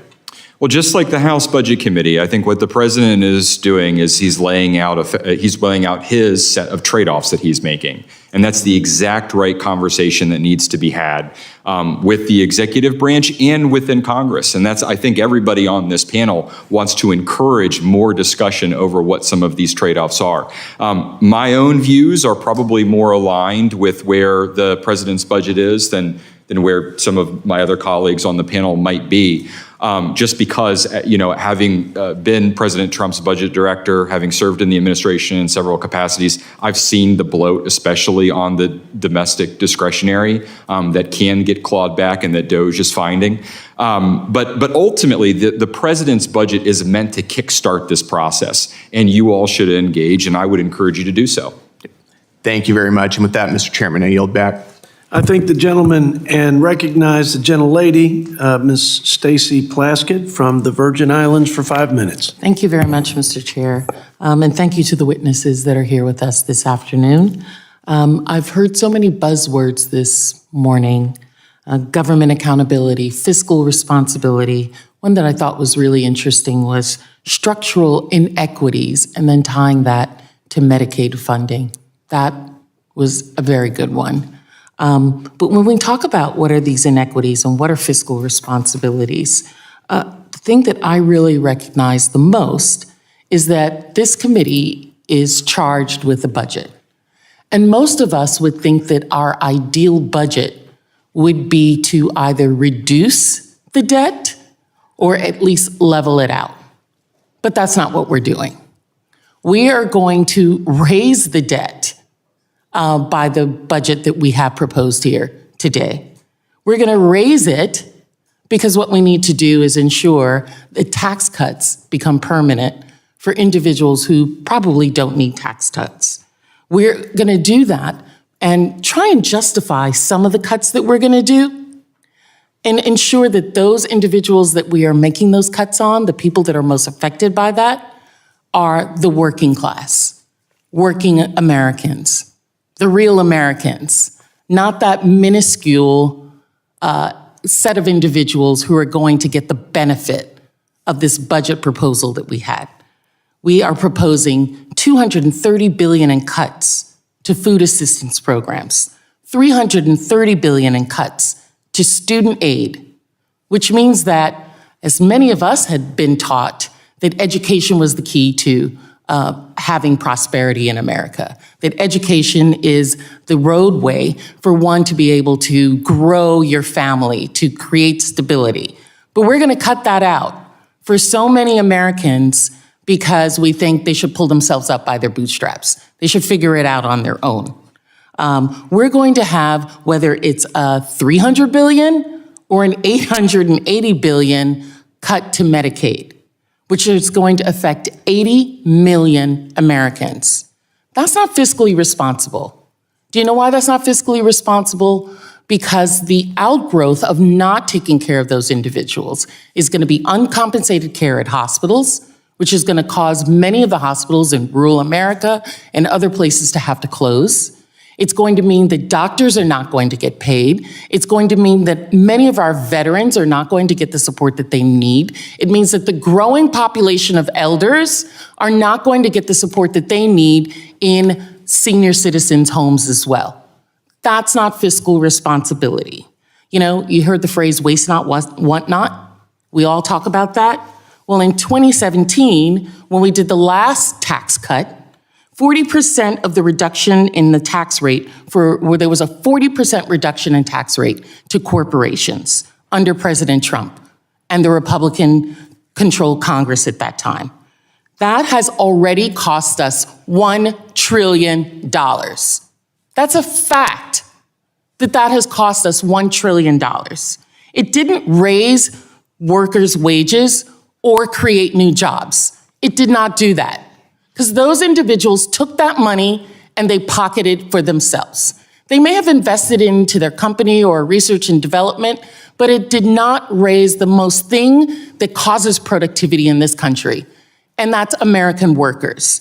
You know, I was in Europe in January when this president was inaugurated, and they couldn't understand why we were concerned about our economy, because we had the largest GDP growth in the world. America's growth and prosperity is not from the rich. It's not from giving them a tax cut. It's from everyday Americans. It's from the woman in the Virgin Islands who works hard every day, but still doesn't have enough money, but at least has the understanding that her children, when they go to school, are gonna have breakfast and lunch, that she doesn't have to put out money for that because she's living on her whole family is living on $30,000 a year. That's what's happening in my district. And you're gonna strip that away. That mother also goes to a food pantry to have her lunch every day because she doesn't have what it takes to make ends meet. And she's working. It's why our growth is from individuals like construction workers, who I know my Papa Stevens every evening would come in, sit in his chair after the construction site, and we weren't allowed to touch him for at least 2 minutes while he tried to pull himself together. It's from people like my dad, a police officer in New York, who I can recall cutting out newspaper and putting it in the bottom of his shoes in the winter because he had to go out on his beat and work double shifts to be able to send money back to other people back home. Those are what American growth comes from, not from giving money to wealthy, not raising the debt by $4 trillion is what we're gonna do. But this Congress is gonna do that. This Congress is gonna do that because you know what another saying is that we have in the Virgin Islands? When you find an ass, ride it. And that's what the president is doing with this Congress right now. He's riding us. I yield back. I thank the gentlelady and now yield to my friend from Minnesota, Ilhan Omar for 5. No, I'm not going to yield to you right now, Miss Omar. I'm going to have to go to my Republican colleague who snuck in on me so we can have a fair and balanced presentation of. He can sneak back out maybe and then come back in after I speak. Are you saying he has your proxy to speak on your behalf or no? No. There was a hell no in that tone. But anyway, okay, Mr. Stutzman, I apologize. The floor is yours. The great gentleman from the Hoosier State. I'm way down here on your left, Mr. Chairman. So I'm glad you're in the chairman's seat to the right. I've got to just comment and respond to the gentlelady's comments regarding the debt increase. How else would we keep the promises to Social Security retirees? How else would we keep the promises to Medicare recipients? We could raise taxes through the roof. We could kill the economy. You know what? I don't like voting for debt ceiling increases. I hate it. But the fact that we're doing the responsible thing in this case should actually be applauded by the gentlelady from the other side of the aisle. So I guess that's a point. I know she's left now, but raising the debt, we're being blamed for raising the debt. At the same time, we want to be able to, of course, continue all of the benefits to Americans that the government has promised them. Thank you, gentlemen, for being here. And Mr. Winfree, thank you for some of your comments lately regarding even your experience on military spending. And that's where I think there's another difference between the other side of the aisle and ours. We're willing to look at the spending of what we think is important on military spending. Would you be willing just to share for the record, just real quickly, your experience back in, I think, 2018 roughly, when there was an ask for more increasing in spending in military? Yeah, so when I was the director of budget policy in the White House, we were trying to figure out what the administration's position was going to be ahead of the negotiation that became the Bipartisan Budget Act of 2018.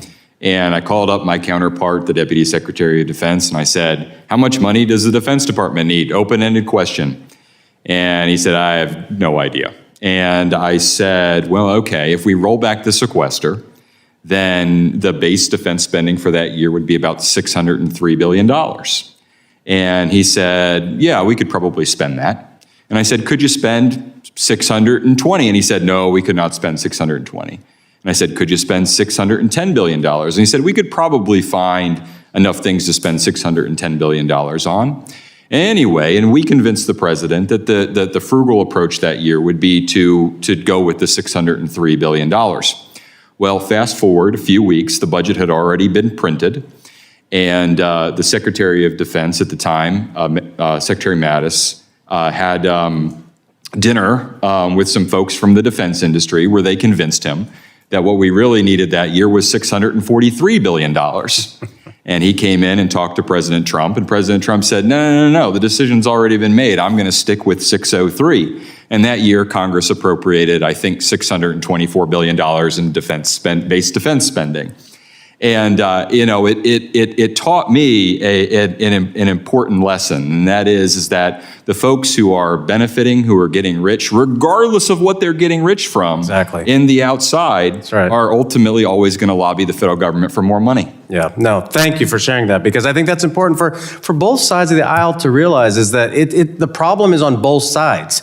People keep asking for more and more from the taxpayer of the United States, and now we've crossed, I believe, $1 trillion is the budget number for our defense, and we're also paying $1 trillion in debt service as well. I want to talk a little bit about that quickly. How does interest rates play into all of this? And Dr. Rauh, I had a comment or a question here for you. What does history tell us when we look at the impacts of rising interest rates on the country's fiscal health? Thank you for the question, Representative Stutzman.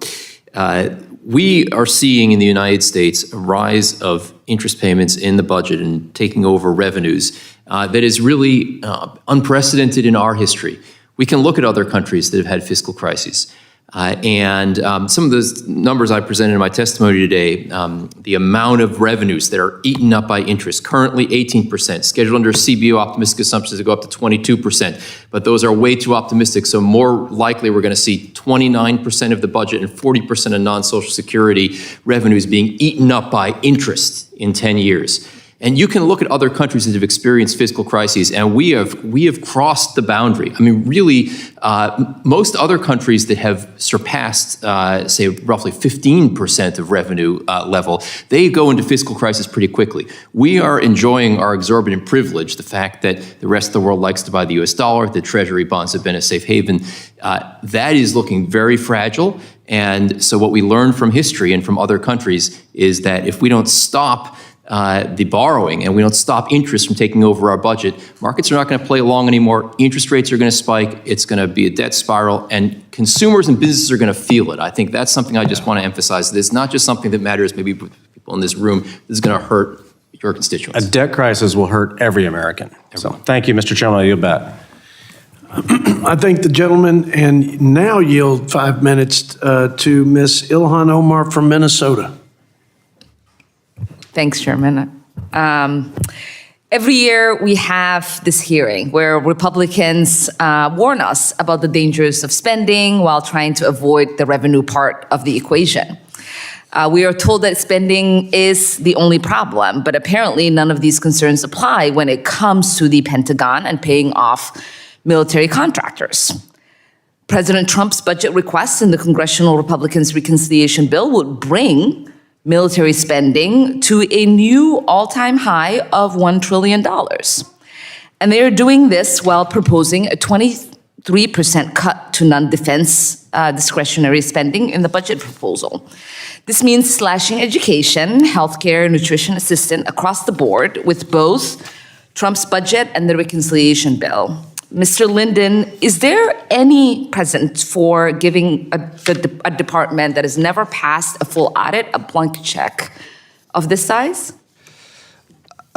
This would be the largest defense budget in nominal terms, yes, in history. Do you think it makes any fiscal sense to increase military spending by this magnitude and in such an unchecked manner? I think that in an environment where we are being told that we don't have enough money to make sure that every American has basic health care, or that poor families have to give up their $6 a day in food benefits, or that there's not enough money to spend on cancer research or on housing vouchers, which are things that the president proposed eliminating. It's very hard to understand why we do have money to spend on tax breaks for rich people and corporations, and there's always more money to spend on defense, but there's not enough to go around for, an American who's just struggling to get by. Yeah, thank you. It doesn't really make any sense to me as well. And Mr. Winfree, I think you mentioned a little bit earlier that when you were at the White House in the first Trump presidency, that you were able to convince the president to not spend so much on defense. Why do you think there is just this interest right now to get us to this $1 trillion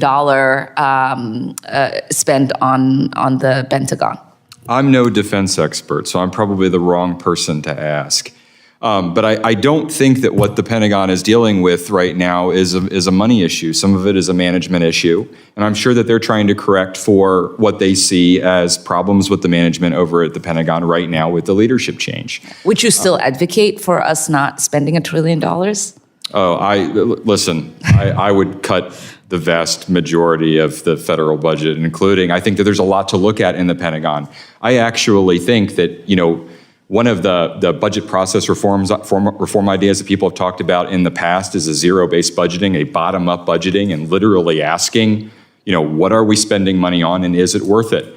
As a former legislator, I know everybody talked about this. That is kind of what we normally do, right? It is. Because we are required to balance the budget, so we start over. But I am particularly interested in this conversation about the defense budget. And I would start this at the Pentagon. Yes, I think the Pentagon is a great place to start. I'm wondering, because I'm assuming that you and I are not on the same side of the aisle. I'm wondering if you and I can agree on the fact that the defense budget should be looked at. Why is there never really an agreement on both sides to do so? What do you think is the obstacle there? I think that like I said, I think that there are a lot of forces from the outside who benefit from more government spending, right? And that's in the Pentagon's budget. It's also in the domestic budget. I bet this will surprise you. The highest paid healthcare insurance CEO in the country is a Medicaid managed care provider. The highest paid healthcare insurance CEO in the country. 100% of his revenue comes from the federal government. 88% of his beneficiaries are Medicaid recipients. I personally, I don't think people should be getting rich off of providing for national defense, and I also don't think that people should be getting rich off of the welfare. Yeah, I would agree. I once remember my son, when he was in sixth grade, he was really upset about the number of administrators that were in the school, and the fact that they got paid 3 times, 4 times more than his teachers, because he inquired. And I remember proposing legislation to level that out, to make sure that wasn't existing. I do think it is important for us to have these conversations, because if you are serious about fiscal responsibility and taking care of the American people with our tax dollars, then we have to be serious about where the money is being spent and where it's going. And the fact that we, have 800 military bases across the world, where our next adversary has one. It makes no sense to me, because we continue to spend money on that. We continue to have our sons and daughters live abroad for many years away from their lives, the opportunities that they could have, for no reason, while you and I pay for it. And so these are, I think, really interesting conversations, and I'm glad we're having them. Thank you. Thank you. I think the gentlelady, and if she would indulge me for a comment about defense spending, my last words to Secretary Hegseth was, we have to root out the waste at the Pentagon. We are not intellectually honest as Republicans who need help in restoring the mantle of fiscal responsibility by actually following through when we have the opportunity, like with reconciliation. And I agree with you, and I'm And pleasant. I would say, Chairman, I thank you for saying that. If you, I'm sure you visit our military bases Yes, and you I have have a conversations with generals in command across the United States and abroad. Every single conversation I've had with them is that we continue to manufacture weapons that they don't need, that are sitting in stockpiles. So there is a lot of conversations that we could have about the actual waste, and there is a reason why the Pentagon has never passed a single audit. And we should join forces to make sure that they do that before we give them a single dime. And every time I agree with you, I do it at my political peril. But Me too. I say we should not discriminate where there is waste. Of course. And where the sacred treasure of your constituents and mine are not being well spent for the mission of providing the common defense or the public good for that matter. And I know you're committed to that. I appreciate your comments. I just got 2 or 3 primary opponents for that side comment. But Let me know if you need help. help me less, Miss Omar. If we get the Pentagon audited, I will work to make sure you win your primary. I don't know about the general, but I'll get you through your. We definitely have common ground there. Mr. Chuck Edwards from the great state of North Carolina, you just bring us on home with 5 minutes. Yeah, thank you, Mr. Chair, to all of our guests. Thank you for being with us this afternoon.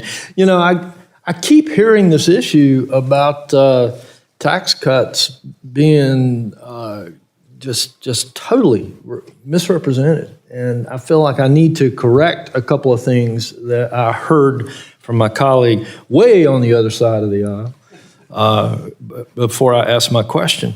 The TCJA this is the truth, the TCJA reduced federal tax rates for households across every income level, while increasing the share of taxes paid by the top 1%. That's the fact. And as many times as I hear that being contradicted, they can't change the fact. And I believe it's as important that we spend as much time talking about the truth as they spend trying to deceive the American public. The percentage decrease in effective tax rates was about 5% for the highest income group and 16% for half of the Americans whose income is below the median, essentially meaning high-income Americans paid a larger share of all taxes post-TCJA than pre-TCJA, and middle and low-income Americans paid a smaller share than before the TCJA. And I would encourage those folks that continue to contradict that to actually go and look at the numbers and not necessarily count on the headlines to get their news. So thank you for allowing me to share that, Mr. Chair. Dr. Rauh, interest cost as a share of federal revenue show that the federal government is diverting nearly a fifth of all federal resources every year, or about 18%, to repay the interest on our debt the government owes after years of spending outside of our means.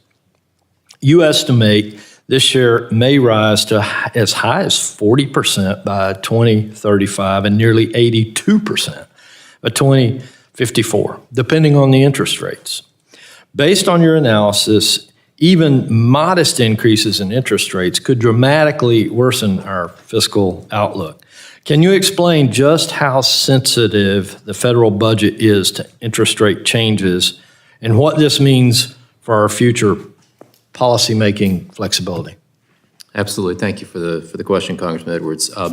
Well, it's highly sensitive, and I think what's also pretty disturbing to me is that the baseline assumptions under which the CBO is doing its projections are ones where the 10-year Treasury yield in 10 years would be only 3.8%. It's 4.3% now. They're predicting that rates are going to decline.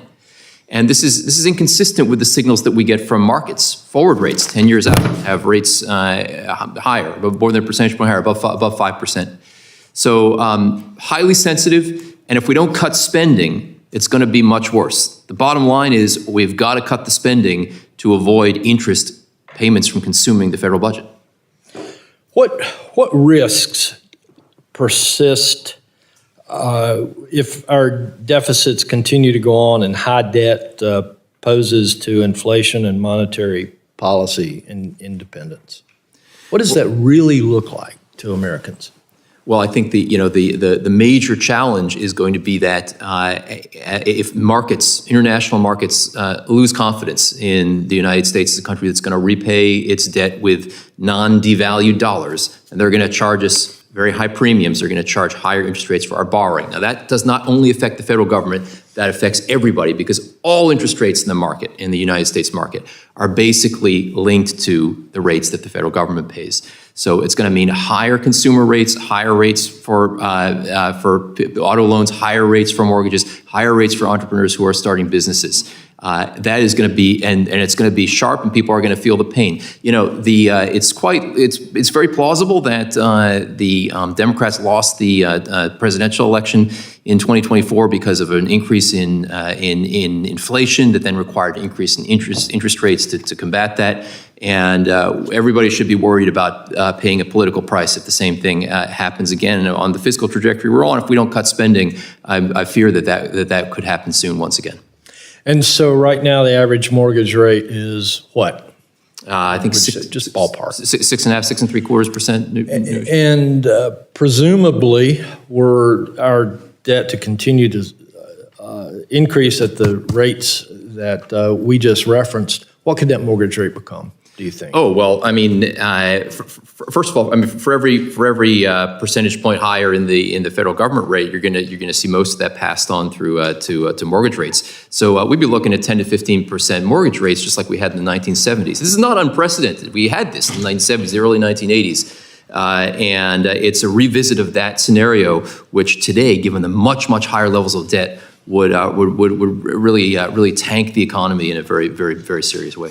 And so what I think I just heard you say is if we don't get our fiscal house in order, the impact to the American family, folks living back in the mountains of western North Carolina, or any place in Texas, all across America, interest rates are going to at least double, perhaps triple on their credit cards, on their mortgages, on their car payments, on everything where we have to borrow a dollar. Is that the message to the American people? That is correct. If we don't do something about it now, we're headed down that path, and time's running out. All right. Thank you very much. Mr. Chair, I see my time is over, so I thank the gentleman from North Carolina. Just when you thought you were done, I'm going to hold you hostage for just a few more closing comments. I'll ask if Ms. Omar wants to say a few words. So in the absence of the ranking member, to be fair on time. But look, I think everybody has a sense in their spirit that this last election was historic, and that our nation is at an inflection point. And that for Republicans at this juncture, although I think in the long run, especially for some of the larger entitlements that are insolvent essentially, and that if not addressed will put our seniors in an untenable situation automatically without any intervention. I think there are opportunities for bipartisan reforms to fix the solvency and ensure a sustainable safety net for seniors going forward. But in this moment, Republicans have what my Democrat colleagues had just a few years ago, this unilateral tool called budget reconciliation and a generational opportunity to right the ship, the fiscal ship of this country before it hits the sand and implodes. And in almost every scenario, including Mr. Linden, the Democrat witness, whatever you think about how we got there or whatever strategies for getting out of it, it's unsustainable and it's catastrophic. if that cliff should effect should occur. We can't let it happen. And so my prayer and my rallying cry for my Republican colleagues is to step up to the plate. Live up to your principles and the values you espouse with respect to living within our means. The deficits that are now $2 trillion and will double in just 10 years, adding $20+ trillion on top of the World War levels of indebtedness we have today. Those deficits are a tax on our children.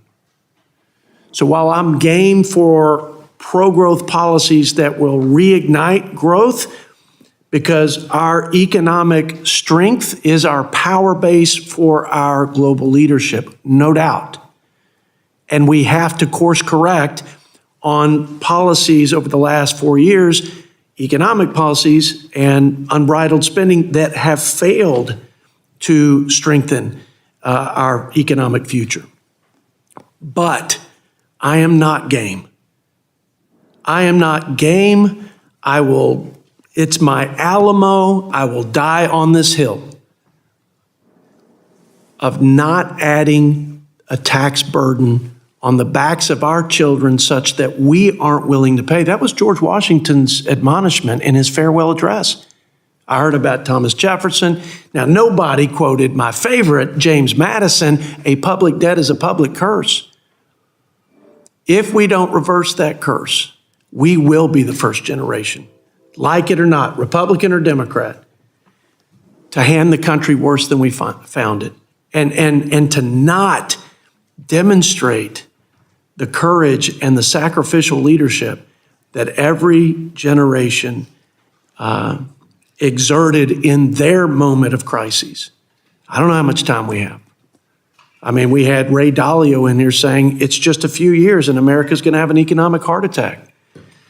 So I'm not going to relent until the ink is dry to make good on the president's call on my Republican colleagues and myself. Put our nation on a path to balance. I am going to fulfill that vision of our Treasury Secretary. Stabilize the debt, bring the deficit to GDP down to 3 to 3.5%. But do you know what that is, Mr. Linden? Do you know what that would cost us in terms of cuts? A lot more than what we have on the table today. Let me be clear, like $7 trillion, not the 1.5 to 2 trillion. So let's put things in perspective and let's be intellectually honest about this situation. To balance the budget over the 10-year window, which required 3 or 4 trillion when I was a freshman in 17 and 18, now requires 10 trillion in spending reduction, about 15 trillion overall. Holy smokes. This means that whatever we do, and I believe we did the right and responsible thing to frame up the fiscal guardrails and the budget targets so that they offset. We didn't play budgetary and accounting gimmicks. We said with revenue from growth and 2 trillion in spending reductions, which I think we have much more in savings from wasteful and unnecessary spending in the people's government.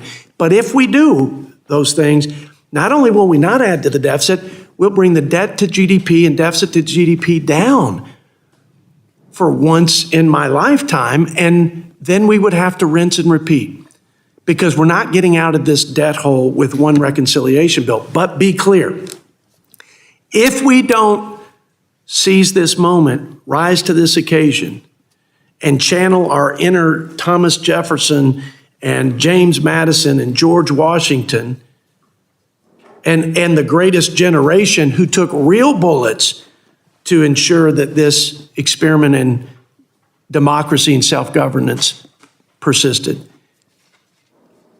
If we don't, then we have consigned our kids really to an economy that will be an utter failure to produce the opportunities that this country has from its birth. And it will also produce the kind of, it will position us to fail to influence the world, and there will be values and there will be interests that are contrary to America's and our allies' interests that will win the day. So here we are on the precipice of who's going to own the 21st century. I mean, in terms of dominant influence. I don't think there's a more generous country in all the world, regardless of our disagreements. I don't think there's a more benevolent country.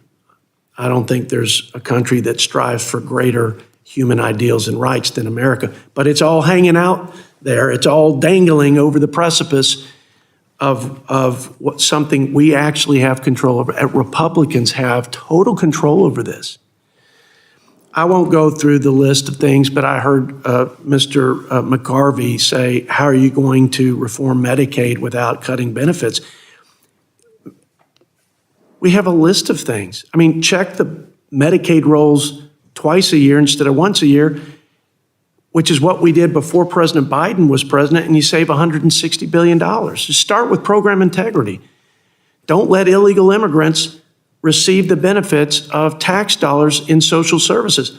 I don't know if this is accurate, but one group says it's $150 billion. Okay, $9,000 per illegal immigrant. If that's true, then it's more than we spend on U.S. citizens, our most vulnerable citizens, on Medicaid. But regardless what the number of it is, it's unconscionable that you have so many programs, safety net programs that are not sustainable. And here we are allowing monies to be siphoned off, not just for illegal immigrants, but for things other than serving these most vulnerable people. And I'm talking about payroll tax and, or provider tax and other gimmicks. That's $600 billion. And the list keeps going on. A work requirement like we have in every other means-tested welfare program, $150 billion. I'm at $1.5 trillion just in the list I wrote down, and I believe we would actually strengthen the benefit and the sustainability. And maybe there's some savings that we could plow into the most vulnerable to strengthen the benefit and improve the access. I'm open to that. But I hope my colleagues don't get paralyzed with political fear, because that's what's gotten us to this point. I hope that the scare tactics don't put them in a posture of inaction, because we will fail. And as Ben Franklin said at the Constitutional Convention, we will be a byword for generations to come. This is the chapter that's going to dictate that future. And I think it's going to turn in this moment. And I think we have the right president. I think he is totally committed to this in his heart of hearts. I think he has the political courage to do just about anything that he sets his mind to. And just like he is relentless and immovable in what he wants to do to address the trade deficit, because he knows this is the last opportunity to course correct. I would suggest there are many members like myself who are just as immovable and just as committed on our budget deficits because of what it will cost this country if we don't do something. Thank you for indulging me for that long diatribe. And if my colleague is still awake, I mean, if she's still lucid after that, I'm going to ask if she would just have the last word. And then we're just so grateful for your time. We really, every one of you, thank you for being here. Thank you, Mr. Chairman. It was really beautiful listening to you talk about your aspirations for what you think is happening, which is a little bit out of touch with the reality of what is taking place. I would love for it to be true that we are not adding to the deficit with the proposals that you all have, but you are adding to the deficit. I would love for it to be true that we are going after folks who are on programs, undocumented, which people do not qualify for any program if they are not documented, which is not the reality. And most people are in these conversations on your side of the aisle, I think that you only qualify for anything if you are a citizen of this country. There are a lot of people who are in America with documentation, who are to be here, who work, who contribute, who are taxpayers themselves, paying into programs. I was a legal resident for 5 years before I became a citizen, paid into the system. And so obviously I deserve the same right as everyone else who paid into the system to be able to benefit from the system I am paying into. And that is not the conversation that anyone on your side of the aisle is having, because when you talk about undocumented folks, to your supporters, what they hear is everyone that is not born in the United States. That is why they are looking at people who look like me and others and saying maybe they should get deported, because to them, if they don't look like you, Chairman, they don't deserve to be in the United States. They don't deserve to be receiving any benefits, regardless of whether they pay into it or not. And the reality is that there are so many people in our country, as you've mentioned, who are vulnerable, who desperately need support in regards to healthcare, who need support in regards to housing, who need support in regards to education. And those are the people that we are not having a conversation about. When you propose $880 billion in cuts to Medicaid, you are not only going after people who shouldn't have access to the program, who already don't have access to the program, but you are going after our healthcare infrastructure. Because that level of cuts to any of our healthcare institutions, whether it is rural healthcare, whether it is urban healthcare, whether it is community healthcare centers, when you have that level of cuts, it means institutions are going to get shut down. So that means you and I, even if we have private healthcare, we might not be able to get the services that we need because that institution no longer exists. We have our Trauma One response healthcare centers in Minnesota saying, we rely on Medicaid and Medicare, 50%, 60%. So if that money is not coming, it means services are going to be disrupted. That means they're going to fire nurses. That means they're going to have to shut down some ambulances. That means they're going to have to shut down a couple of their wings. That means when I need care, God forbid, if something were to happen to me and I have to get flown in to Hennepin Healthcare, that service will be delayed. So we are not living in a country that is not interconnected with everybody that is in it, with the services that the government provides. And so when we are having these conversations, we have to be serious, we have to be honest, we have to talk about what these programs means.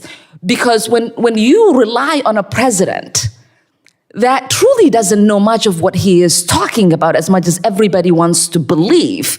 This is the president yesterday talking to the Canadian Prime Minister saying we subsidize your country's economy. We don't subsidize their economy, we buy things from them. Buying cars from them, buying steel from them, it's not subsidizing them, but it's things we need in order to produce the things we need. In Minnesota, we have $22 billion trade with Canada. So this is, you can't take him seriously. He started a trade war that is impacting every one of us in all of our different capacities. And to say we trust and believe in him, or there's anything historic about his election, when every other president that's gotten elected has won with more percentage in advantage to his opponent. It's as much as I respect you, it's silly, and I want, as colleagues, as people who are entrusted to be leaders in Congress, to have honest conversations and be real about the state of our country, the state of our economy, where we're going, and the real pain that the American people are feeling as they try to afford their lives, and think about how we can actually support them. And I yield back. I thank the gentlelady and appreciate the participation of everybody, and especially our witnesses for being here. I've got to read this formal statement. Again, Dr. Rauh, Dr. Winfree, Mr. Schneider, Mr. Linden, we're grateful for your time and insight. Please be advised the members may submit written questions to be answered later in writing. Those questions and your answers will be made part of the formal hearing record. Any member who wishes to submit questions for the record may do so within 7 days. And with that, the committee, believe it or not, is finally adjourned.